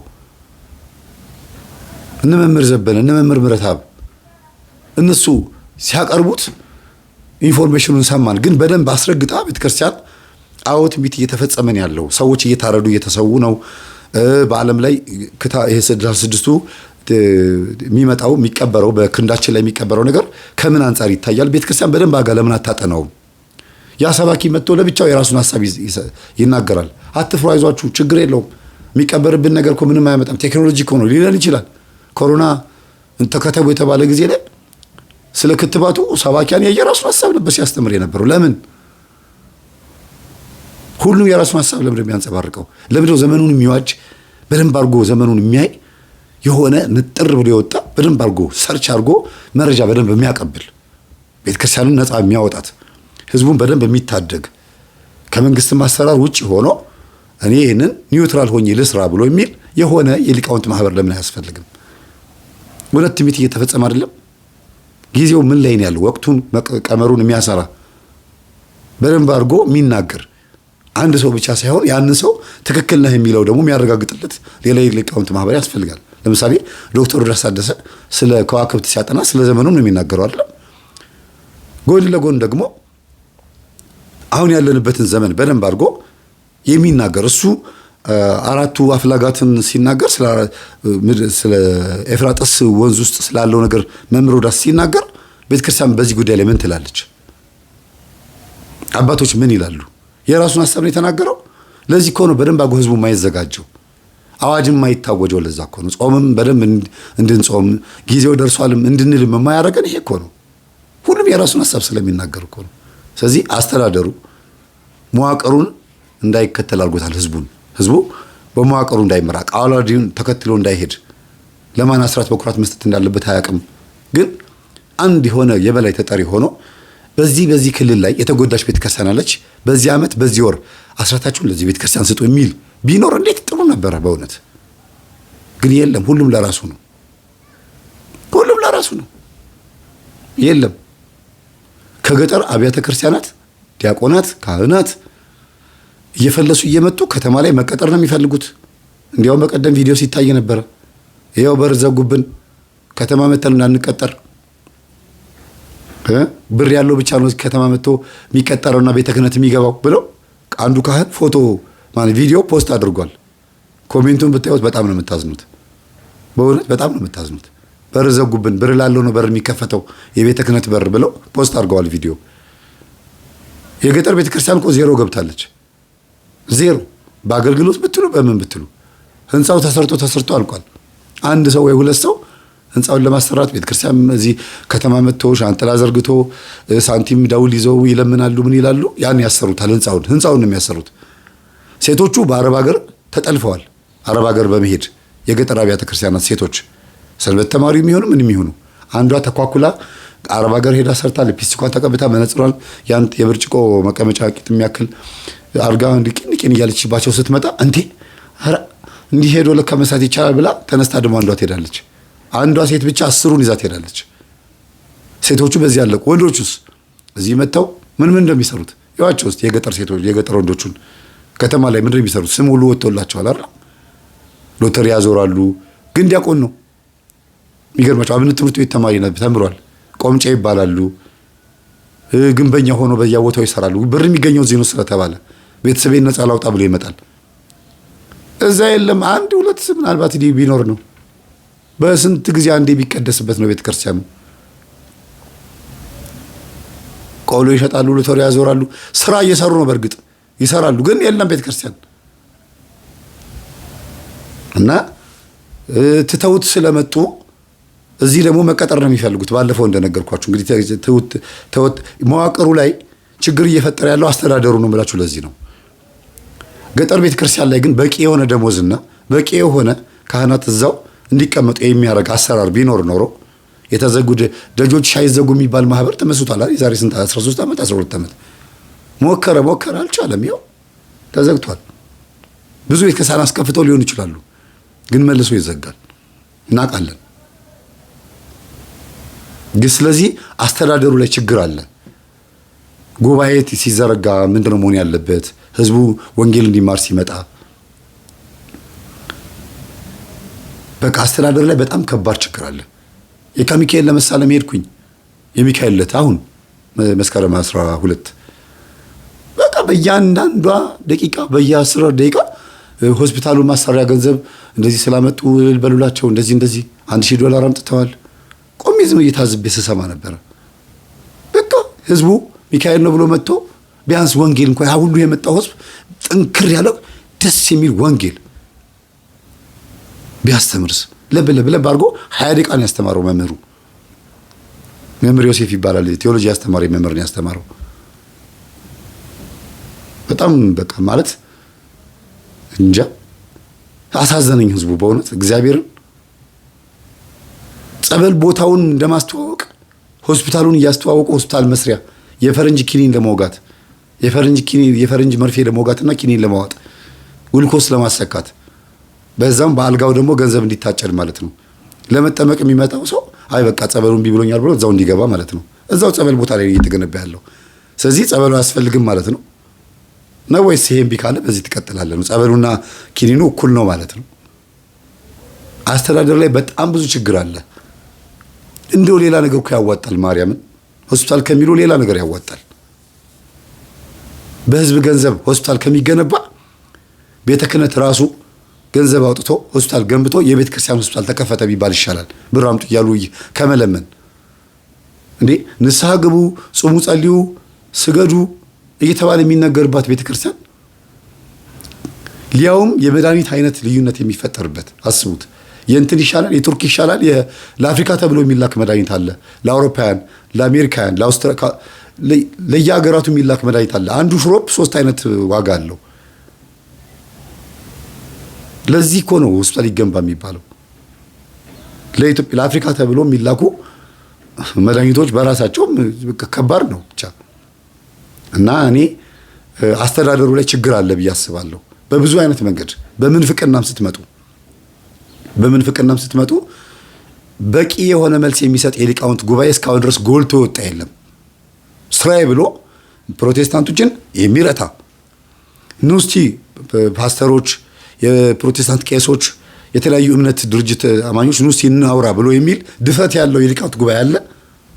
ድፍረት ያለው በእውነት በመናፍቃን ፊት ቆሙ ቁጭ ብሎ ሰዓት ተሰጥቷቸው መከራከር የሚችሉ ሊቃውንት ጉባኤ አሉ። አሁን ያለውን እሳት የሆነውን አንደበት የያዘ የመናፍቃን አንደበት ይዞ የመጡትን ሰዎች ሊረቱ የሚችሉ አሉ። ጎልቶ የሚወጣ የሊቃውንት ጉባኤ አለ፣ መልስ የሚሰጥ አንድ ሰው ወይ 2 ሰው ብቻ ነው። ባለፈው ደግሜ እንደነገርኳችሁ ማለት ነው። ስለዚህ አስተዳደር ላይ ችግር አለ የምለው ለምንድን ነው? እንትኑን የቴሌቪዥን ፕሮግራሙን ተቆጣጥረውታል እና እዛ ቦታ ላይ የሆነ ችግር አለ። ያንን ችግር ማስወገድ አለባችሁ። በዓል ሲመጣ ብቻ አይደለም ቤተክርስቲያናችን ጎልታ መታየት ያለባት። በሁሉም ጊዜ ላይ ሆ ብሎ እንደ ንብ መፈራት አለበት ይሄ ህዝብ። እንደ ንብ የተዋህዶ ህዝብ ብቻ አይደለም፣ አጠቃላይ ኢትዮጵያዊ ውስጥ ያሉት። እኔ በቀደም አንድ የሆነ አማኑኤል ነው አማኑኤል ቤተክርስቲያን ይመስለኛል በቲክቶክ ላይ ምን ቪዲዮ እያየው ነው። እንሮጣለን ለቤተክርስቲያን ልማት እንሮጣለን እያሉ አስተዳዳሪው መድረክ ላይ ሆነው ያዝ እንግዲህ ዱብ እስቲ አንሎት ይላሉ። አላያችሁትም ቪዲዮ? በጣም ያዘንኩት። ምንም ችግር የለውም እኮ መሮጡ እኮ ስፖርት መስራቱ ችግር የለውም። እስማ ሙሉ መንፈስ ቅዱስ ግን በጣም የዋህነታቸው ሙስሊሞችም ከዛ ህዝቡ መካከል ነበሩ። ነጭ ቲሸርት ለብሰው ለቤተክርስቲያን እንሮጣለን ብለው ቲሸርት ለብሰው ቪዲዮ ላይ አይቻለሁ ሙስሊሞችን። ለዚህ ነው ኢትዮጵያን ኦርቶዶክሳውያን ብቻ አይደሉም ለዚህ ነገር መጮህ ያለባቸው ያልኩት። በቃ ሁሉም ሰው ተከባብሮ መኖር የሚችልበትን ነገር የእውነት የቤትህን ሰላም ካስጠበቅ ለጎረቤት ሰላም ነህ። በቃ ራስህን ከቻልክ ለጎረቤት ሰላም ነህ። እኔ የምናስተምረው ትምህርት አንድ ሰው በቤቱ ሰላም እንዲኖረው ነው። የመንግስትም እንቅፋት እንዳይሆን፣ የቤተ ክርስቲያንም እንቅፋት እንዳይሆን፣ የጎረቤቱም እንቅፋት እንዳይሆን ነው ጥረት እያደረግን ያለ ነው። በቃ ራስህን ችለህ ኑር። እቤት ያለውን ጠላት መጀመሪያ ያዘው። ጭንቅላት ውስጥ ያለውን ጠላት ያዘው። ዲያብሎስን እሰረው። ከዛ በኋላ ሰላምን ታገኛለህ። ይሄ ዘመን ያልፋል። የሚመጣው ዘመን ይመጣል። ከዛ ያለፈው ዘመን መተዛዘቢያ ይሆናል። የተረፈው ተርፎ ያለፈው አልፎ ማለት ነው። እና አስተዳደር ላይ ችግር አለ። የተሰበሰበውን ገንዘብ ሙልጫ ወደ ውጭ ሀገር ይሄዳሉ። የተሰበሰበውን ገንዘብ ሙልጫ መኪና ይገዙበታል፣ ቤት ይሰሩበታል። ህዝቡን እንዴት አድርጎ እንደሚቆጡት ሀቅ ነው። ይማረኝ።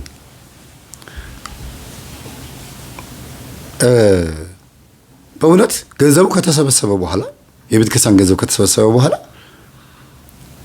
ተሰብስበው የሚብሉት አንድ ሰው የሚብላው ሰንበት ተማሪዎች ሆ ብለው ሲያምፁ ለምን እንደዚህ ሆነ፣ ለምን ልማት ይደረጋል ተብሎ እንደዚህ ሆነ ሲባል ይታሰራሉ። ከዛስ ምን አገባችሁ ነው ደረቱን ነፍቶ አስተዳዳሪውም ይሁን ጸሐፊውም ይሁን ዲያቆኑም ይሁን ዝም ብሎ ይቀጥላል። ቅዳሴው ምኑ ይቀጥላል። በቃ ማንም አይናገራቸውም። ሰልፍ ይደረጋል። ከዛ በኋላ ህዝቡ ልክ ሲያምጽ የዛን ሰዓት ሚዲያ ላይ መጥተው እነ ነጋሽ ሚዲያ ጋር እነ ቋንቋ አይነሽ ጋር እነ ምናምን ጋር መጥተው መሰዳደብ ካህናትና እንትን የልማት ኮሚቴው ያዝ እንግዲህ ውስጥ የዛ እኮ መስጭ የሚጨርሱት ነገር ነው። መጨረስ ስላችሁ በሰላም የሚጨርሰው ግን ለምን የገንዘብ ጉዳይ ስለሆነ በድብቅ የሚደረግበት ነገር ስላለ ማለት ነው። ከዛ ለማናደድ ደግሞ የማይባል ነገር ይብላል። ካህናት በድብቅ የንስሐ ልጆቻቸውን ምንም እንኳን የልማት ኮሚቴ አባል ቢሆኑ ግን ካህን ደግሞ ከባቴ አበሳ ነው አይደል እንዴ? ኃጢአትን ገበናን ሸፋኝ ነው።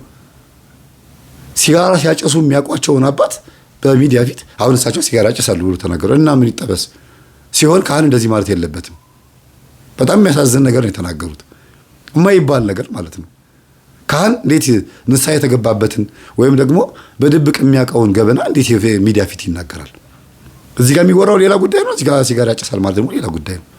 እኛ ሰውዬ ከሲጋራ ሱስ መላቀቅ አቅቷቸው ሊሆን ይችላል በእውነት። ቤተክርስቲያንን ግን ለማሰራት ደግሞ ልባቸው ተነሳስቶ በየዋህነት ደግሞ እያሰሩ ሊሆን ይችላል። በጣም የሚያሳዝነው ነገር በአሁኑ ሰዓት በፍርድ ቤትም ይሁን በእስር ቤትም ይሁን በአንዳንድ ኮሚቴዎች በተለያዩ ቦታዎች ላይ በርኩሰትና በአለመኔነት የሚታወቁት አገልጋዮች መሆናቸው እንዴ! በዚህ ልክ እምነት ሲታጣባቸው ምን ማድረግ ጀመሩ? አርቲስቶችን የተለያዩ ድራማ የሚሰሩትን አርቲስቶች ሁለት አይነት አርቲስት ነው ያለው። ድራማ የሚሰሩ ተዋናይ አርቲስትና ዘፋኝ አርቲስት አይደለም። ሁለቱንም ነጠላ አስለብሰው ኢቭን ጸጉራቸውን እንኳን ተቆረጡ አይሏቸውም። የእውነት ግጥም እንኳን ፕሮግራም ምሽት ሲቀርብ አይታችኋል። ማህበረ ቅዱሳን ሊሆን ይችላል፣ ማህበረ ጽዮን የሆኑ ማህበራት፣ ትልልቅ ማህበራት ላይ ሲዘጋጅ እነዚህ ፊልም የሚሰሩ የሚዘፍኑ አርቲስቶችን ነጠላ ብቻ ነው የሚያስለብሷቸው። ይመጣሉ፣ ይቀመጣሉ። ወይ አይታዘዟቸው ሊሆን ይችላል፣ አይታወቅም። መቼም ተቆረጡ ቢሏቸውም ቢያይሉም እነዚህ ሰዎች እና ከነጨበሪያቸው እንደዚህ እንደቆመ ማለት ነው። ከነጨበሪያቸው ከነምናምናቸው መጥተው ገንዘብ ያሰባስባሉ። ኮሜዲያን ይመጣሉ፣ ያሰባስባሉ። ምንም ማለት እነሱም የተዋህዶ ልጆች ናቸው። ስለተጠሩ መጥተዋል፣ አክብረው መጥተዋል። ኑና እንደዛ አድርጉ ሲባል እሺ ብለዋል። ከነሱ መካከል ደግሞ ኮሚሽን የሚቀበል ደግሞ አለ። ለቤተ ክርስቲያን ማሰሪያ ገንዘብ እየተሰበሰበ አበል ይከፈላቸዋል። እናንተ ታዲያ እነዚህ አርቲስቶች ለቤተ ክርስቲያን የሰበሰቡት ወይስ እንደገና ፌመስነታቸውን ያጎሉት? ለምንድን ነው ካህናት እያሉ አርቲስቶች ተጠርተው ገንዘብ ሰብሳቢ የሆኑት ሲባል ካህናትን የሚያምን ስለጠፋ፣ ዲያቆናትን የሚያምን ስለጠፋ፣ እነሱን አምኖ ገንዘብ የሚሰጥ ስለጠፋ እስቲ በሚወዷቸው አርቲስት እንምጣባቸው፣ እንደው እነዚህ ህዝቦች እኮ ገንዘብ ይሰጡ አልቻሉም ተብሎ ስብሰባ ተሰብስቦ ማለት ነው። ስብሰባ ተደርጎ ከባድ ነው። አርቲስቶቹ እግዚአብሔር ይስጣችሁ፣ ተባረኩ። ኃጢአታችሁን ሳትተው እንኳን ቢሆንም መሆን ባይኖርበትም ኃጢአታችሁ ስል መቼም ራሴን ጻድቅ እያረኩ አይደለም ያለሁት። ይሄ ዘፈን ኃጢአት ነው የሚባለውን ነው። ድራማ መስራት፣ ፊልም መስራት ኃጢአት አይደለም። በዚህ አጋጣሚ ዘፋኝ መንግስተ ሰማያትን አወርስም ስለሚል ነው ስለ ዘፈን ያወራሁት። ግን አለብኝ ናይት ክለብ እየሄዳችሁ ማታ እየጨፈራችሁ እንዲያውም እኔ አስታውሳለሁ አንድ ገንዘብ ማሰባሰቢያ ፕሮግራም ላይ በጣም ነው ያፈርኩት። አርቲስቱ ዘፋኝ ነው። ምን ብሎ ወጣ አሉ። ምንድነው እንደዚህ ተጣርፎ የወጣው ሲል ጊዜ ማታ 4 ሰዓት ላይ ናይት ክለብ ሰዓቱ እንዳያልፍበት ነው ቅጥረኛ ስለሆነ እዛ ሄዶ ደግሞ ይዘፍናል ተባለ። እዚህ እኮ ነጠላ ለብሶ እኮ እንዲህ እያለ እየዘመረ እኮ ነው። ወይኔ ቤተክርስቲያን የጠመጠሙ ካህናት አልከበርልሽ ብለው 2 ቦታ የሚያጫውት አርቲስት መጥቶ ገንዘብ ያሰባስብልሽ። እውነት ባቆም ይሻላል። እንዲህ አገልግሎት ካህናት መታመን አቅቷቸው እስቲ ምዕመናን እጃችሁን ኪሳችሁ ክተቱ፣ ከዛ በኋላ ብር አውጡ ነበር በፊት የዛሬ 10 ዓመት 20 ዓመት። አሁን ደግሞ እስቲ ሞባይላችሁን አውጡ፣ እሺ፣ ከዛ በኋላ 1000 በሉ አካውንት ልኩ የቻላችሁትን ያክል ይባላል። በስላሴ ስም እንዴ! ኧረ ተው በእግዚአብሔር። አካውንቱ ፊት ለፊት ከተለጠፈ በቂ ነው። ፕሮግራሙ ሲጀምር ማስታወቂያ ከተነገረ በኋላ ሰባኪው ሲጨርስ ደግሞ አንድ ማስታወቂያ ከተነገረ በቂ ነው። እንደ ሬዲዮ ማስታወቂያ አሁንም የመርሳት ችግር አለባቸው የተዋህዶ ልጆች ተብሏል እንዴ! በጣም እኮ ነው የሚሰለቸው። በጣም ነው የሚሰለቸው። ጉባኤው የተዘጋጀው ገንዘብ ለማሰባሰብ እንደሆነ ይታወቃል። መቼ ነው ገንዘብ የማይሰባሰብበት ጉባኤ የሚዘጋጀው? ምንም አይነት ልማታዊ ማስታወቂያ የማይነገርበት ጉባኤ መቼ ነው የሚዘጋጀው? ከበስተጀርባው ሌላ ዓላማ የሌለው ጉባኤ መቼ ነው የሚዘጋጀው? የምስጋና ጉባኤ አይዘጋጀው? ስለሰጣችሁን እናመሰግናለን የሚል በእውነት በጣም ነው የሚያሳዝነው። እግዚአብሔርን እኔ አስተዳደሩ ላይ ችግር አለ ምለው ለዚህ ነው። ቤተክርስቲያን በዚህ ጉዳይ ላይ መግለጫ መስጠት አለባት። የሰንበት ትምህርት ቤት አገልግሎት ላይ ብቻ ነው በቃ ሴት ሰንበት ተማሪዎች የዲያቆናትን ቆም ማድረግ የለባቸውም። ኦኬ ጥሩ ነው። በጣም ደስ የሚል ሳይ ያልኩበት ትልቁ ነገር ነው። በቃ ሻሻቸውን አድርገው ማገልገል ምንም እንዲህ የለም። ከዛስ ዝላያቸውን ያጨበር የተባለው እሺ ጥሩ ነው። ይሄ ለታይታው ላይ ነው። ቤተክርስቲያን እንዳትነቀፍ እሱ ስለ ወቀሳ ስለበዛ ነው። ሌላስ በእውነት መግለጫ መሰብሰብ ያለብን ጉዳይ የለም። የቤተክርስቲያን በር ላይ የሚሸጡት የአስማት መጽሐፍቶች የቤተክርስቲያን ናቸው። ቤተክርስቲያን በዚህ ጉዳይ ላይ ውግዘት ማድረግ የለባትም። በይፋ መቼ ነው የምትናገረው? አስተዳደሩ መቼ ነው ይሄን ነገር በደንብ አድርጎ ለቤተ ክህነት ለሲኖዶስ መቼ ነው በቤተክርስቲያን የቴሌቪዥን ፕሮግራም ላይ ሀሳቡን የሚናገረው? መቼ ነው የአሕዛብ መሳለቂያ መሆናችን የሚቆመው? ሰቆቃወ ኤርምያስ ላይ የተጻፈው ሙሉ ሀሳብ መቼ ነው ቤተክርስቲያን ላይ እየተደገመ መሆኑ የምናውቀው? በዚህ ልክ ዓለማውያን ሰዎች መጥተው ለቤተክርስቲያን ማሰሪያ ገንዘብ ሲሰበስቡ አባቶች ከኋላ አሻንጉሊት መስለው ቆጭ። እኔ አፍራለሁ። እኔ ራሴ ገንዘብ ማሰባሰቢያ ጊዜ ላይ አባቶች ካጠገባችን መጥተው ዝም ብለው ሲቀመጡ እንዴት እንደማዘን በእውነት ፌመስ ስለሆንኩ ብቻ እኮ ነው የተጠራሁት። በቃ ግዝነኛ ስለሆኑ ብቻ አላሳፈርናትም። በእርግጥ ገንዘቡ ተሰብስቧል፣ ህዝቡም ያዋህ ነው ሰጥቷል።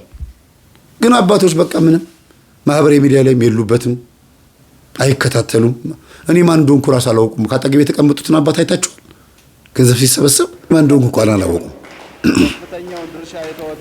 አይታችኋል? ካጠገቤ የተቀመጡትን አባት አላወቁኝም። ማነህ አንተ? እንዲህ የሚያክል ተጽዕኖ ፈጥረሃል እንዴ? እኔ እኮ አላውቅህም እኮ። መምህር ተስፋዬ ይምጣ ሲባል ማን ነው ብዬ ጠይቄያለሁ። ገና ምንም አያውቁም። አስተዳደሩ ራሱ አያውቁኝም።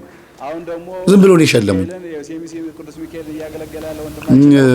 አይታችሁታል መቼም የሽልማት ፕሮግራሙ በታቢኖስ ሚዲያ ላይ እንዴት ሽልማቱ እንዴት እንደነበረ ፕሮግራሙ ማለት ነው። በቃ ተጠራን። እኔ ድርሻዬን ተወጣሁኝ። ይህን ያክል ገንዘብ ሰበስባለሁ ብዬ ባላስብም ግን ተሰበሰበ። ከዛ በላይ ከተባለው በላይ እግዚአብሔር ይመስገን። ግን አንተዋወቅም። ያሳፍራል። ወንጌል የሚያስተምር መምህር ሲሆን ቤተክርስቲያንን ጎድቷታል ከተባለም ይሄ መምህር እኔ ማለት ነው መታወቅ ነበረበት። እሱንም አላወቁም። የሚጠቅማትን የሚጎዳትንም አላወቁም። ዝነኛ የሆኑትን እነ መምህር ዘበንና እነ መምህር ምረትአብ እነ መምህር ቀሲስ ሄኖክ በቃ ዝነኛ የሆኑት አባቶች በቃ በጣም የሚታወቁት እሱም ህዝቡ ነው የሚያውቃቸው። አገልጋይ አባቶች እስቲ ማነው አሁን ተጽዕኖ ፈጣሪ እስቲ መምህር እስቲ ጋብዙልን እስቲ ጉባኤ ላይ ይባላል። በቃ ዝም ብሎ ስብሰባ ላይ እኮ ነው። ወይኔ እና አባቶች ከጊዜው ጋር እንዲሄዱ የሚያስተምራቸው ቢኖር የእውነቴን ነው የምላችሁ፣ ጊዜውን እንዲዋጁ ስለ ስልክ በደንብ መናገር፣ ስለ ማህበራዊ ሚዲያ በደንብ አድርጎ ማሳየት፣ ይህን ስልጠና እንዲወስዱ ማድረግ፣ ከዛ እነሱም ገብተው በደንብ አድርገው የሚያውቁትን እንዲናገሩ። ኮንስፓይሬሽን ከነገርናቸው ትንቢታቱን ያውቁታል። እኔ ለምሳሌ 2003 ዓመተ ምህረት መላከ መንክራት መምህር ግርማ ወንድሙ በጨረፍታ አወቅኳቸውና 2004 ዓመተ ምህረት ተፈወስኩ። ከዛ እስከ 2004 ዓመተ ምህረት ድረስ እኔ የመጽሐፍ ቅዱስን ጥቅስ ነው እንጂ ማቀው ወይም ደግሞ መጽሐፍ ቅዱስን ምጥጥ አድርጌ ወንጌሉን ነው እንጂ ማቀው ጠላቴን ዲያብሎስን አላቀውም ነበር። ልክ መጽሐፍ ቅዱስን በደንብ ባነበብኩበት ጭንቅላቴ ጠላቴ ዲያብሎስ ማን እንደሆነ ሳቀው ተገናኘልኝ። ኦኬ እዚህ ላይ ለካ እንደዚህ ተባለው ለዚህ ነው። ኦኬ ይሄ ማለት ይሄ ነው። ነብዩ ዳዊት የተናገረው ይሄንን ነው። ኢዮብ የተናገረው ይሄንን ነው። ጠላቴ ጥርሱን አንቀራጨጨብኝ፣ ባይኑ ማፈጠጠብኝ የሚለው ለካ ቡዳን ነው እያልኩኝ እያንዳንዱን የገባኝን ያ ጉባኤው ላይ ማየውን ነገር አገናኘሁት። ወዲያውኑ ሳስተምር እናንተም ገባችሁ። ወዲያውኑ ይኸው ተግባባን። ስንት ሰው ዳነ፣ ስንት ሰው ተፈወሰ። በእሳቸውም በመላከ መንክራትም በሌሎችም አባቶች በአቡነ ዲዮስቆሮስም በነበሩ ጊዜ አባ ወልደ ትንሣኤ ማለት ነው። በሌሎችም አባቶች ብዙ አዌርነስ ተሰጥቶ ነበረ። እኛም ደግሞ ተራችን ጠብቀን መጣን። አባቶችም እንደዛ ቢሆኑ ልክ እኔ አላውቅም እንደነበርኩት እንዳወቅኩት አባቶችም ደግሞ ስለ ጠላትም ስለ ዴሞኖሎጂ ማለት ነው በትክክል ለነገሩ ዴሞኖሎጂ ያውቁታል። ዴሞኖሎጂ ነገር አጋንንትን እንዴ ነገር አጋንንትንማ በደንብ ነው የሚያውቁት አባቶች። እንዲያውም የማያውቁት ነገር አጋንንት ምን ችግር እንዳመጣ ስለዚህ ዘመኑ እንዲዋጁ የነጮችን ኮንስፓይረሲ በደንብ አድርጎ ማስተማር አባቶችን በእንትን ሀገር ይሄ ሐውልት ተተክሏል፣ በፈረንሳይ በምናምን ጣሊያን ውስጥ ይሄ ቫቲካን እንደዚህ ናት፣ ይሄን እያደረገች ነው፣ ኢሉሚናቲ እነዚህ ናቸው፣ ፍሪሜሰነሪዎች ባፎሚት የሚባለው በኦሪት መጽሐፍት ላይ የተጻፈው ያ የኃጢአት ፍየል የተባለው ወደ በረሃ ይለቀቅ የተባለው ፍየል አሁን ጉድ እያመጣ ነው። ይኸውላችሁ እናንተ የምታውቁት በኦሪት ዘሌዋውያንና ኦሪት ዘዳግም ላይ ያለው ፍየል እዚህ ጋር ደግሞ መጥቶ ምን እያደረገ ነው ያለው? ይሄንን ችግር እየፈጠረ ነው። ይኸው ባፎሚት ቀንዱ ይሄ ነው እያሉ ለአባቶች ማስተማር ምን ችግር አለው? ከዛ በኋላ እነሱ ደግሞ በደንብ አድርገው ያስተምሩናል ከመጽሐፍ ቅዱስ ጋር ስለሚያውቁት ማለት ነው። እነሱም በቀናነት የሚማሩ ከሆነ ነው። ካባው ካልሸወዳቸው ተምሬያለሁ አንተ አታስተምረኝም ካላሉ ነው እንጂ አብሸዋለች። ይሄ ካባው አለ ይሄ ጀነን የሚለው ተቋር ማለት ነው። ለግርማ ሞገስ ተብሎ ህዝብ እንዲወደኝ ህዝብ እንዲፈራኝ ተብሎ ጎብለል የሚሉበት ደግሞ የወሰዱት ደግሞ አለ። እሱ እንዴት ያስደምጣቸው አውቃለሁ ነው የሚሉት። ትንሽ ምክር ቢጤ ሲሰጣቸው ደግሞ እኛ ልታስተምረን ነው እንዴ ይላሉ አይደል እያሉ ካባዋል። እንዴት እንደባመጥ ልጆች ናቸው ትንሾች ናቸው ተብሎ ይናቃሉ። ምን እንሰጣቸው መረጃዎች ማለት ነው። እንደ አንድ ጥሩ ነገር አይወሰዱም። ደብተራው ለዘመናት ሲያስገብር የነበረውን ሲያሰራ የነበረውን ኃጢአት በብዙ አይነት መንገድ ህዝቡን ሲያስመልክ የነበረውን ኃጢአት አድጎ ፍሬ አፍርቶ ጎምርቶ ብዙ ነገር አድርጎ ትውልዱ ላይ ምን እንዳመጣ እያሳየን ያለ ነው። እኛ ይኸው የደብተራ ውጤት ይሄ ነው። የአስማቱ የድግምቱ ውጤት ይሄ ነው። ይኸው ዘረኛው ይኸው እንደምታዩት እየተፋጀ እየተናቆረን ያለው የጥንቆላውስ ደግሞ የሚካደምለት የቡናው እኔ ጠንቋይ ነኝ ብሎ ቤት ሰርቶ በስርዓቱ አንደኛውን እኮ እሱ ይሻላል። ምክንያቱም ራሱን ለይቷላ።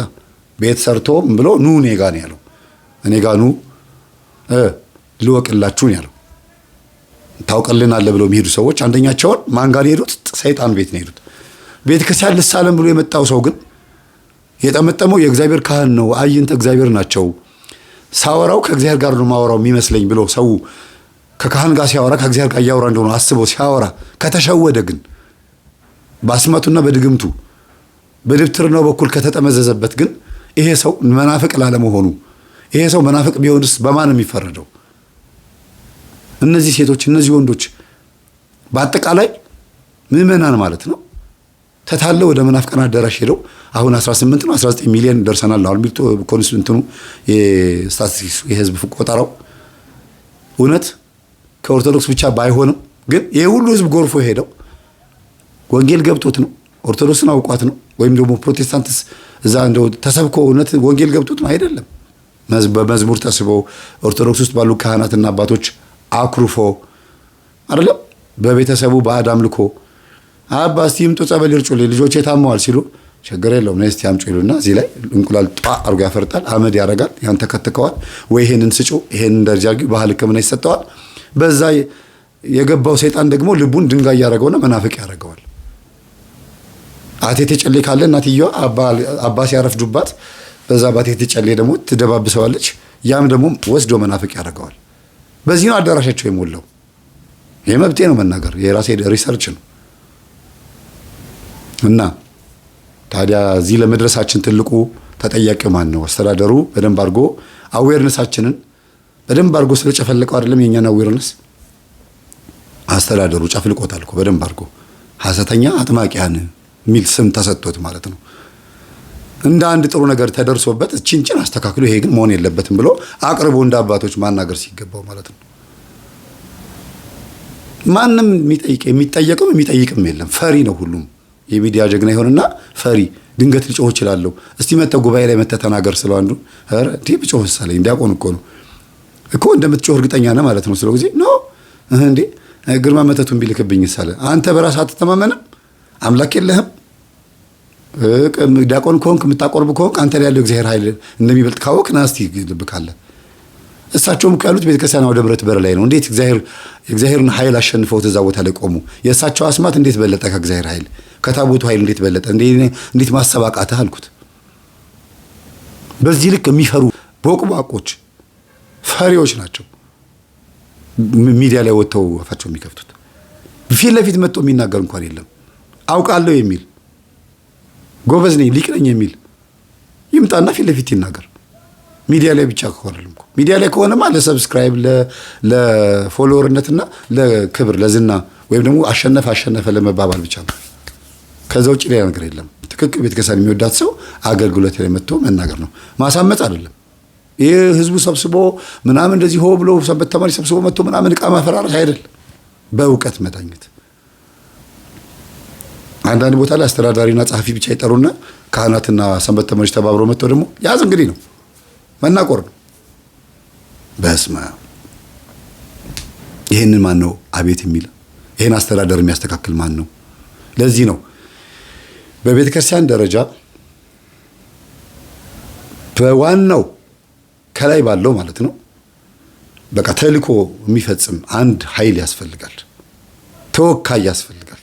አቤት የሚል ዝም ብሎ ጽንፈኛ የሆነ ሳይሆን የሚመረምር፣ መናፍቃንም ክርክር ሲያመጡ ጥቅሱን በትክክል የሚያስቀምጥ፣ በዚህም በሚያጠምቁ አባቶች ጉዳይ ላይ መልስ በትክክል የሚሰጥ፣ ዝም ብሎ ሁሉም ሰባኪ ሐሰተኛ ስላለ ሳይሆን እሱ አብሮ ሐሰተኛ እንዲል ሳይሆን የሚፈለገው በትክክል ይሄ አሰራር ከጥንት ከገድሉ ከበፊት ጀምሮ እንዴት ነበር፣ እነዚህ አባቶችስ የሚያደርጉት ትክክል ነው አይደለም፣ ቪዲዮአቸው መታየት አለበት፣ ፊት ለፊት መባል የሚቻልበት ሁኔታ መዘጋጀት አለበት። ከገንዘብም ጋር ዝሙት ሲሆን የራሳችን ሸሪዓ እኮ ሊኖረን ይገባ ነበር አይደል? ሸሪዓ አልኩት አይደል? የራሳችን የፍርድ ቤት አካሄድ የኦርቶዶክስ ማለት ነው። ሙስሊሞች የራሳቸው ሸሪዓ ስላላቸው ነው ሸሪዓ አልኩት። ኦርቶዶክስ ወንጀለኛ መቅጫ ህጉና ፍትሐ ብሔሩ የቤተ ክርስቲያናችን ሆኖ ሳለ ያው ኢትዮጵያ ተጠቀመበት መልካም ነው። ግን ቤተ ክርስቲያን ደግሞ የምትዳኘው በማን ነው? በአሕዛብ ዳኛ ነው።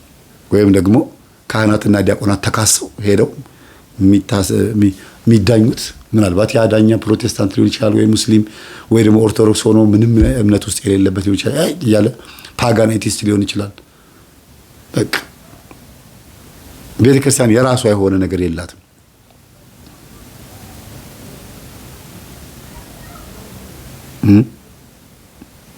ይብቃል።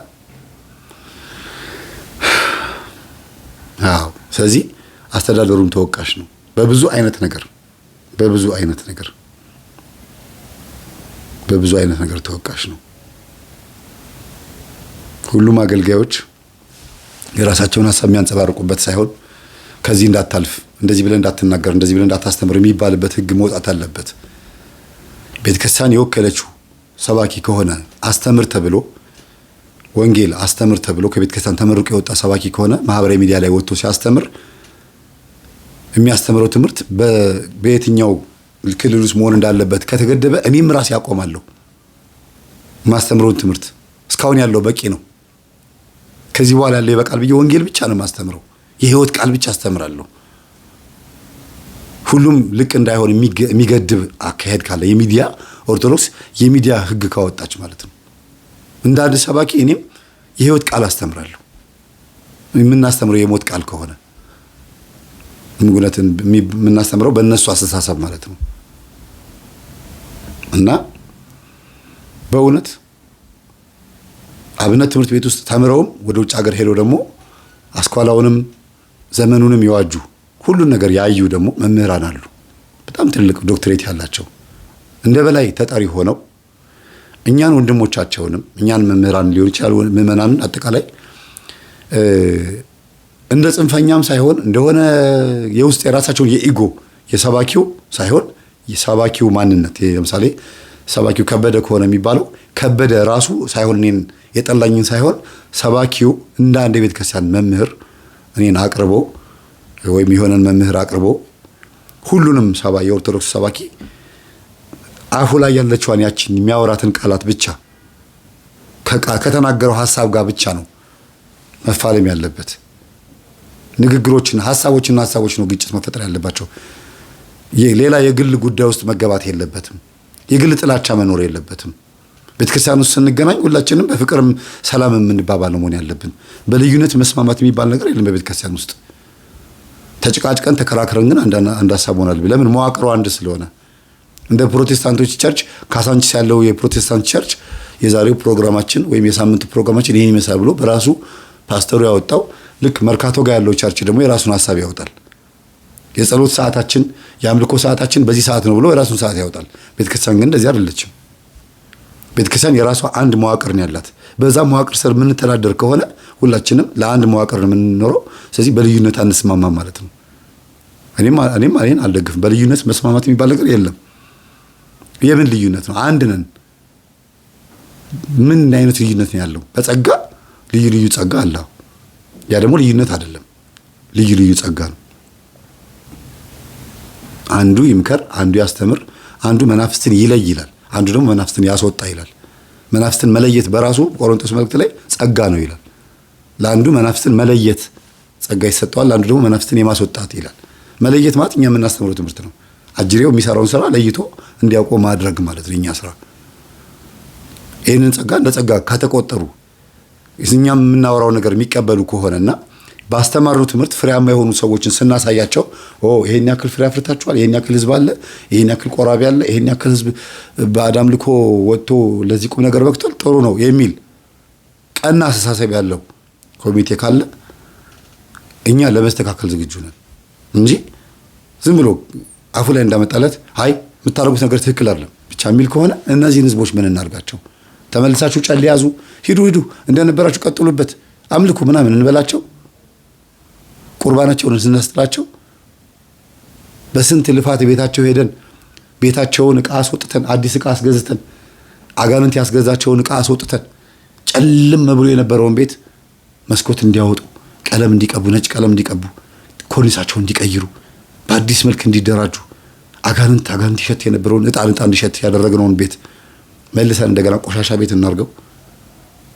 40-50 ዓመት ሙሉ ሲመለክበት የነበረ ሲካደምበት የነበረውን ቤት የእግዚአብሔር ቤት እንዲሆን ስላደረግን ጥፋተኞች ነን። ይሄንን ማየት የሚችል ኮሚቴ ካለ ለማሳየት ዝግጁ ነን። በየቤቱ እየሄድን እየተደለዝን እየተኮረኮምን የነዛ ሰዎች መንፈስ ሁሉ እየገባብን መተን ጸበል እያስወጣ ነው እግዚአብሔር እና በየቤቱ እየሄድን በሚደርስብን ነገር በሚያጋጥመን ነገር ኃላፊነት ወስደን ማለት ነው። ይሄን ቃላት እየደጋገምኩ የምናገረው ምንድነው? ምንም ነገር ሳንሆን ዝም ብለን አንድ ሰዓት ከምናምን ገጠመኝ የምናቀርብ ነው የሚመስላቸው ብዙ ሰዎች። በእውነት እጅግ በጣም ብዙ ድካም አለው። በቀናነት የምትሰሙ ሰባኪያና መምህራን አገልጋዮችና የሚዲያ ሰዎች ካላችሁ ማለት ነው አንድ ቀን ወይ አንድ ሳምንት አብራችሁን ጨሌ ስናቃጥል በየሰው ቤት ሄደን ስናስተምር ወይ ደግሞ በአዳም ልኮ የሚያመልኩ ሰዎች ቤት ስንገባ ያለውን ጭንቀት ብታዩት አብራችሁን ብትካፈሉ እውነት ሰለሞን ተርቢኖስ ይሄን ሳወራ ሰምቶ እኔ ካንተ ጋር ይሄን ነገር ማድረግ እፈልጋለሁ ነው ያለኝ። ቀናነት አመለካከት ያላቸው ሰዎች እንደዚህ ነው የሚያደርጉት። ስንት አይነት ጉድ አለ፣ ስንት አይነት ችግር አለ በየቤቱ። ይሄን ኃላፊነት ወስደን ያው የልጆች አባት ነኝ፣ ትዳር ያለኝ ሰው ነኝ። በሚመጣው ነገር ሁሉ ወደ ቤተሰቤ ሊመጣ ይችላል፣ ግን ራሴን ችዬ ኢቭን ቤቴ አልገባም። ቀጥታ ሰዎችን እንደዚህ አድርጌ ካስተናገርኩ ካስተማርኩ በአዳም ልኮ የሚመለክበት ቤት ውስጥ ገብቼ ብዙ ነገር ካስተማርኩ ካስጣልኩ በኋላ ተከትሎኝ እንደሚመጣ ስለማቅ ጸሎት እያረኩኝ መዝሙር ወዳይት እየጸለይኩ ነው የምመጣው። በኢርፎን አድርጌ እየጸለይኩ መጥቼ ቢሮዬ ነው የምገባው። ቢሮዬ ገብቼ ሰግጄ አስሬ ነው ወደ ቤቴ ወደ ልጆቼ የምገባው። የሚገርማችሁ ቀደም ተከተሉ እንደዚህ ነው። እንደዚህ አይነት ቦታ ከዋልኩኝ በጣም ከባድ ነው። እንደው እንደፈቀቁላችሁ እንደፈለጋችሁ እንደምታወሩት አይደለም ማለት አፋቸው ላይ ይቀላቸዋል። አስተኛ አጥማቂያን ምናምን እንደዚህ ያደርጋሉ፣ እንደዚህ ይናገራሉ ምናምን ሲሉ አፋቸው ላይ ይቀላቸዋል ሲናገሩ። አንድ ቀን አብረውን ግን የትም ቦታ ሄዱ፣ የትም ቦታ እውነት ለራኒ ምን አገባኝ እዛ ማስኬድ ነው የሚሉት። እኛ መንገዱን ስላወቅ ነው፣ አካሄዱን ስላወቅ ነው፣ ጠላት ዲያብሎስ እንዴት እንደሚያዝ እንዴት እሱን እንዴት ማዋረድ እንደሚችል መንገዱን ስላወቅ ነው ደፍረን የገባ ነው። ስለዚህ ዝም ብሎ አይደለም ይሄ ነገር፣ በጨበጣ ውጊያ አይደለም። እንደው ዝም ብለን እየሄድን እየተላተምን አይደለም። ቀድሞ መጀመሪያ ጠላትን ማወቅ ያስፈልጋል። ማንን ይዘው? እግዚአብሔርን ይዘው እና ይሄን ይመስላል የዛሬው ፕሮግራማችን። የምንናገራቸው ንግግሮች ስህተት የለባቸውም ማለት አይደለም። የምንጠይቃቸው ጥያቄዎች አልተመለሱም የሚመለሳሉ ማለታችን አይደለም። ግን ለትዝብት ያመጣሁት ነው። ሴቭ አድርጉት፣ ለትውልድ ይቀመጥ ይሄ ቪዲዮ። ከ10 ዓመት ከ20 ዓመት በኋላ ታዩታላችሁ ሪዛልቱን፣ አዲሱን ትውልድ፣ የኤአይውን ትውልድ ቤተክርስቲያን እንዴት እንደሚረከባት ታያላችሁ። ቤተክርስቲያን የመናፍቃን መጨፈሪያ ነው የምትሆነው ወይስ እግዚአብሔር የሲኦል ልጆች አያናውጧትም የተባለችው ቤተክርስቲያን እንዴት እንደሚጠብቃት ቁጭ ብለን የምናይነን? በአባቶችሽ ፈንታ ልጆች ተወለዱልሽ ህየንታ በውኪ ተወልዱ ለኪ ደቂቅ አይደል የሚሉት አባቶች እና በአባቶችሽ ፈንታ የተባሉት ልጆች ማን ናቸው? እስቲ ቤተክርስቲያን ለወደፊቱ የሚረከቡልን? እኛ ይኸው በዚህ ልክ ድብድብና ሽኩቻ በሚዲያ ላይ እያስቀመጥን ነው። ንትርክ ከ10 ዓመት ከ20 ዓመት በኋላ ያሉት ወጣቶች ዝም ብሎ ቪዲዮዎቻችንን ሲመለከቱ ያለፉት ዘመን ግን ቤተሰቦቻችን ግን ምነካቸው እንደዚህ ምንድነው እንደዚህ የሚያወሩት ይላሉ። ወይም ሙሉ በሙሉ ቤተክርስቲያንን የሚቃወሙ ወይ ደግሞ ሙሉ በሙሉ ቤተክርስቲያን የሚደግፉ ሆነው እግዚአብሔር ያተርፈን ይሆናል፣ አይታወቅም። ግን ሁላችን መክሊታችን እያስቀመጥን ያለ ነው። እኔ ማንንም አልወቅስም። ከራሴ ጀምሮ ነው ሁሉም ልወቅስ የምችለው። ራሴን ሳልወቅስ ማንንም መውቀስ አልችልም። አጥፍተናል፣ አጥፍተናል። የበደልነው ምንድነው?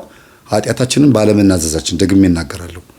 ኃጢአታችንን ባለመናዘዛችን ምክንያት ቤተክርስቲያን እዚህ ደረጃ ላይ ደርሳለች። ሁሉም የራሱን ኢጎ፣ የራሱን ድንፋታ፣ የራሱን ትዕቢት ተሸክሞ አዝሎ ስለሚዞር ካባው ጠልፎታል፣ የጫማ ክሩ ጠልፎታል፣ ባፍጢሙ ተደፍቷል። ሁሉም አንድ። ሁለተኛ ደግሞ ጊዜውን ዘመኑ መዋጀት አቅቶን ኪሳችንና ሆዳችንን ብቻ እያየን ባፍጢማችን ተደፍተናል። ሰቆቃወ ኤርምያስ ምዕራፍ 1 ቁጥር 19 ላይ ካህናቶቼና ሽማግሌዎቼ መብልን ፍለጋ ወደ ከተማ ወጥተው ሞቱ ነው የሚለው።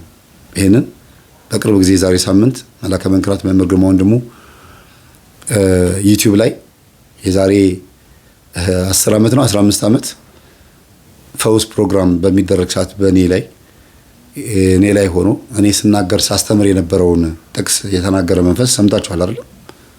በደንብ አድርጌ ቀጥቅጨው፣ በደንብ አድርጌ ጀልጨው አንድ ስህተት እንዳትፈጥር ቀጥታ የተጠየቀውን ትመልሳለህ ብዬ ስላዘዝኩት እንዴት አድርጎ እንደተናገረ አይታችኋል። በዚህ ልክ ሰይጣን መግራት ይቻላል፣ እንዳይዋሽ ማድረግ ይቻላል።